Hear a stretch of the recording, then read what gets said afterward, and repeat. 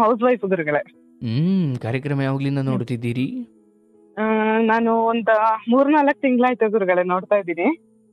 ಓ, ಅಂದ್ರೆ ನೀವು ಬೆಳಿಗ್ಗೆ ತಿಳಿಸಿದ್ರಲ್ಲ, ಅವರೇನಾ ನೀವು? ಹೌದು ಗುರುಗಳೇ, ಹೌದು. ಓಹೋ, ಏನವ್ವ ನಿನ್ ಕರೆನೇ ಸಿಕ್ಬಿಟ್ಟಿದೆ ಮೊದ್ಲು. ಹೌದು ಗುರುಗಳೇ, ತುಂಬಾ ಖುಷಿ ಆಗ್ತಿದೆ ನನಗಂತೂ.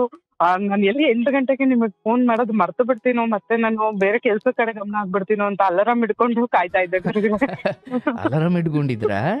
ಹೌದು, ಅಲಾರಾಮ್ ಇಟ್ಕೊಂಡು ಕಾಯ್ತಾ ಇದ್ದೆ. ಅಲಾರಾಮ್ ಆದ ತಕ್ಷಣ ಫೋನ್ ಮಾಡ್ಬೇಕು ನಾನು ಅಂತ. ಓ, ಆಯ್ತವ, ಒಳ್ಳೇದಾಗ್ಲಿ. ಕಾರ್ಯಕ್ರಮ ಯಾವಾಗ್ಲಿಂದ ಕೇಳ್ತಿದ್ದೀನಿ ಅಂದ್ರಿ? ಈಗ ಒಂದ್ 5 ತಿಂಗಳಾಯ್ತು ಗುರುಗಳೇ, ಒಂದ್ 5-6 5 ತಿಂಗಳಾಯ್ತು. ತಿಂಗಳಾಯ್ತು. ಓಕೆ. ಏನು ಗೃಹಿಣಿನಾ? ಹೌದು, ಗೃಹಿಣಿ ಗುರುಗಳೇ. ಒಳ್ಳೇದ. ಊಟ ಭಾರಿ ಖುಷಿ ಮಾಡಿದ್ರಾ? ಆಗ್ತಿದೆ ಗುರುಗಳೇ. ಇಲ್ಲ ಗುರುಗಳೇ, ಇನ್ನೂ ಊಟ ಆಗಿಲ್ಲ. ನಿಮ್ದು ಮಾತಾಡಿ ತೃಪ್ತಿಯಾಗಿ ಊಟ ಮಾಡ್ತೀನಿ. ಓಹೋ, ಮಾತಾಡಿದ್ರೆ ಹೊಟ್ಟೆ ತುಂಬದಂಗ? ಹೌದು, ನಿಜವಾಗ್ಲೂ ಗುರುಗಳೇ, ಹೊಟ್ಟೆ ತುಂಬಾ ಊಟ ಮಾಡಿದ್ರೆ ಮಾತ್ರ, ಕೈ ತುಂಬಾ ದುಡ್ಡಿದ್ರೆ ಮಾತ್ರ ಜೀವನ ನೆಮ್ಮದಿ ಅಲ್ಲ. ಒಂದೇ ಹೊತ್ತು ಊಟ ಮಾಡಿದ್ರು ಪರವಾಗಿಲ್ಲ, ಮನಸ್ಸಿಗೆ ನೆಮ್ಮದಿ ಇರ್ಬೇಕು. ನಮ್ ಸುತ್ತಮುತ್ತ ಒಳ್ಳೆ ವಾತಾವರಣ ಇರ್ಬೇಕು. ಅದ್ರಲ್ಲಿರೋ ನೆಮ್ಮದಿ ಯಾವ್ದ್ರಲ್ಲೂ ಇಲ್ಲ ಗುರುಗಳೇ. ಎಂತ ಅದ್ಭುತವಾದ ಮಾತು ಹೇಳಿದ್ರಿ. ಹೌದು, ಅದು ಈ ಸತ್ಯ ಅರ್ಥ ಆಗ್ಲಿಕ್ಕೆ ಬದುಕಿನ ತುಂಬಾ ದಿನಗಳು ಕಳಿಬೇಕು ನಾವು. ಕೆಲವೊಬ್ಬರಿಗೆ ಭಗವಂತನ ಅನುಗ್ರಹ ಚಿಕ್ಕದ್ರಲ್ಲೇ ಆ ಸತ್ಯ ಏನೋ ಪೂರ್ವಜನ್ಮದ ಸುಕೃತ ಗೊತ್ತಾಗ್ಬಿಟ್ಟಿರುತ್ತೆ. ಆದ್ರೆ ಇನ್ನೂ ಕೆಲವೊಬ್ಬರಿಗೆ ಎಲ್ಲ ವೈಭೋಗಗಳಲ್ಲೇ ನಿಜವಾದ ಸುಖ ಇದೆ, ನೆಮ್ಮದಿ ಇದೆ ಅಂದ್ಕೊಂಡು ಅದು ಯಾವುದು ಅಲ್ಲ ಅಂದಾಗ ಕಡೆಗೆ ಈ ಸತ್ಯ ಗೊತ್ತಾಗುತ್ತೆ. ಬಟ್ ಕೆಲವೊಮ್ಮೆ ಅಷ್ಟೊತ್ತಿಗೆ ಕಾಲುವೆ ಮಿಂಚು ಹೋಗ್ಬಿಟ್ಟಿರುತ್ತೆ. ಹೌದು ಗುರುಗಳೇ, ಹೌದು. ಹೇಳುವ ಏನು ಹೇಳಕ್ ಬಂದ್ರಿ? ಏನಿಲ್ಲ ಗುರುಗಳೇ, ನಾನು ನಂದು ಹುಟ್ಟಿನಿಂದ ಸ್ವಲ್ಪ ಹೇಳ್ಕೊಂಡ್ ಬರ್ತೀನಿ. ಅಲ್ಲಿಂದ ಹೇಳ್ಕೊಂಡ್ ಬಂದ್ರೆ ನಾನ್ ಬೆಳೆದು ಬಂದ ರೀತಿ ಮತ್ತೆ ನಾನ್ ಬಂದಿಲ್ ಬದುಕ್ತಾ ಇದ್ದ ರೀತಿಗೆ ಟ್ಯಾಲಿ ಮಾಡಿ ಹೇಳಿದ್ರೆ ಸ್ವಲ್ಪ ಮುಂದೆ ಈಗಿನ ಪೀಳಿಗೆಗೂ ಸ್ವಲ್ಪ ನಾವ್ ಹೆಂಗ್ ಬದುಕ್ಬೋದು ಅನ್ನೋದು ಸ್ವಲ್ಪ ಅರ್ಥ ಆಗ್ಬೋದು. ಅಲ್ಲಿಂದ ಹೇಳ್ಕೊಂಡ್ ಬರ್ತೀನಿ. ಎಷ್ಟು ನಿಮ್ಮ ವಯಸ್ಸು ಎಷ್ಟವ? ನನಗೆ 34 ವರ್ಷ ಗುರುಗಳೇ. ಓಹೋ, ಅಂದ್ರೆ ನೀವು ಎಷ್ಟು ವರ್ಷ ಆಯ್ತು? 15 ವರ್ಷ ಆಯ್ತು ಗುರುಗಳೇ. ಆಯ್ತು. ನಿನ್ ತಂದೆ ತಾಯಿ ಏನ್ ಮಾಡ್ಕೊಂಡಿದ್ರು? ತಂದೆ ತಾಯಿ ವ್ಯವಸಾಯ ಗುರುಗಳೇ, ವೃತ್ತಿಲ್ ವ್ಯವಸಾಯ. ಹಳ್ಳಿಲೇ ನಂದು ಊರು. ತಾಯಿ ಮನೇನೂ ಹಳ್ಳಿನೇ, ಗಂಡನ ಮನೇನೂ ಹಳ್ಳಿನೇ. ನಮ್ ತಂದೆ ತಾಯಿಗೆ ನಾವಿಬ್ರು ಮಕ್ಳು ಗುರುಗಳೇ, ಒಂದ್ ಗಂಡು ಒಂದ್ ಹೆಣ್ಣು. ನಾನೇ ಮೊದಲನೇವಳು. ನಾನು 10th ಓದ್ತಾ ಇರುವಾಗ ನಮ್ಮಪ್ಪ ಹಾರ್ಟ್ ಅಟ್ಯಾಕ್ ಆಗಿ ತೀರ್ಕೊಂಡ್ರು. ಅಂದ್ರೆ ನಾನು ಅಲ್ಲಿಗಿಂತ ಮುಂಚೆ ನಾನು ಇನ್ನೂ ಹುಟ್ಟಿಂದ ಹೇಳ್ತೇನೆ ಗುರುಗಳೇ. ನಾನು ಫಸ್ಟ್ ಹುಟ್ಟಿದಾಗ ನಮ್ಮಪ್ಪಂಗೆ ನಾನು ಹೆಣ್ಣು ಅನ್ನೋ ಕಾರಣಕ್ಕೆ ನಾನು ಇಷ್ಟ ಇರ್ಲಿಲ್ಲ. ನಾನು ನೋಡಕ್ ಬರ್ತಿರ್ಲಿಲ್ಲ. ಬಂದಾಗ ಜಿಗುಟೋದು, ಹೊಡಿಯೋದು ಈ ತರ ಎಲ್ಲ ಮಾಡೋರಂತೆ. ನಮ್ಮ ಅಮ್ಮಂಗ ಯಾಕಾದ್ರೂ ಬರ್ತಾರಪ್ಪ ಇವ್ರು ಅಂತ ಅನ್ನೋರಂತೆ. ತಾಯಿ ಮನೆಯಲ್ಲಿ ಬಾಣಿತನಕ್ ಹೋದಾಗ ಯಾಕೆ ಬರ್ತಾರಪ್ಪ ಇವ್ರು ಅನ್ನೋ ಅನ್ಕೊಳ್ಳೋರಂತೆ. ಆಮೇಲೆ ಈಗ ತೊಟ್ಲು ಶಾಸ್ತ್ರ ಅಂತ, ಈಗ ಅಲ್ಲಿ ಬಾಣಿತನ ಮುಗಿಸ್ಕೊಂಡು ಬರುವಾಗ ತೊಟ್ಲು ಕರ್ಕೊಂಬರೋದು ಅಂತ ಹೇಳ್ತಾರೆ ನೋಡಿ ಗುರುಗಳೇ, ಗಂಡನ ಮನೆಗೆ. ಅಲ್ಲಿಂದ ಕರ್ಕೊಂಬಂದಾಗ 5 ತಿಂಗಳು ಮಗುಗೆ ರೂಮಲ್ಲಿ ಡೋರ್ ಲಾಕ್ ಮಾಡ್ಕೊಂಡು ಹೊಡಿಯೋರಂತ ನನಗೆ. ಅಷ್ಟು ಒಟ್ಟು ನಾನು ಹುಟ್ಟದಾಗಿಂದ ಒಟ್ಟು ಹೆಣ್ಣು ಅಂದ್ರೆ ತಾತ್ಸಾರ, ಅವ್ರ ಖರ್ಚು. ಹೆಣ್ಣು ಅಂದ್ರೆ ಖರ್ಚು ಮಾಡ್ಬೇಕು ಅವ್ರಿಗೆ. ಅವ್ರು ಗಂಡು ಅಂದ್ರೆ ಅವ್ರು ನಮ್ಮನ್ನ ಸಾಕ್ತಾರೆ, ಅವರಿಂದ ಉಪಯೋಗ ಜಾಸ್ತಿ ಅನ್ನೋ ತರ. ಆದಿಕ, ಹೆಣ್ಣು ಅಂದ್ರೆ ನಷ್ಟ ಅನ್ನೋ ಮನಸ್ಥಿತಿ. ನಷ್ಟ, ಹೌದು. ಅವರು ನನಗೆ ಇರೋವರೆಗೂ ನನಗೆ ಅಪ್ಪ ಅಂದ್ರೆ ಹೆಂಗೆ ಅಂದ್ರೆ, ಅಪ್ಪ ಅನ್ನೋ ಪ್ರೀತಿ ಭಯ ನನಗೆ. ಅಪ್ಪ ಅಂದ್ರೆ ಭಯ ಹೊಡಿಯೋದು, ಅವ್ರು ಹೆಂಗ್ ಮಾಡೋರು ಭಯ. ಒಟ್ಟು ಏನಾದ್ರು ಎಲ್ಲಾ ನಮ್ಮ ನೆಂಟ್ರು ಇಷ್ಟೆಲ್ಲ ಬೈಯೋರು, ಪಾಪ ಹುಡುಗಿಗೆ ಯಾಕಂಗ್ ಮಾಡ್ತೀವ, ಹೊಡಿಬೇಡ ಬೈಬೇಡ ಪಾಪ ಅಂದ್ರು. ಒಟ್ಟು ನಾನು ಅಂದ್ರೆ ತಾತ್ಸಾರ. ನನ್ಗೊಂದು ದಿನ ನನಗ ಅಪ್ಪನ್ ಪ್ರೀತಿ ಹಿಂಗಿರತ್ತೆ ಅನ್ನೋ ಸಿಂಗಲ್ ಒಂದು ದಿನಾನು ಗೊತ್ತಿಲ್ಲ ಗುರುಗಳೇ. ನನ್ನ ತಂದೆ ಪ್ರೀತಿನೇ ನೋಡಿಲ್ಲ ನಾನು.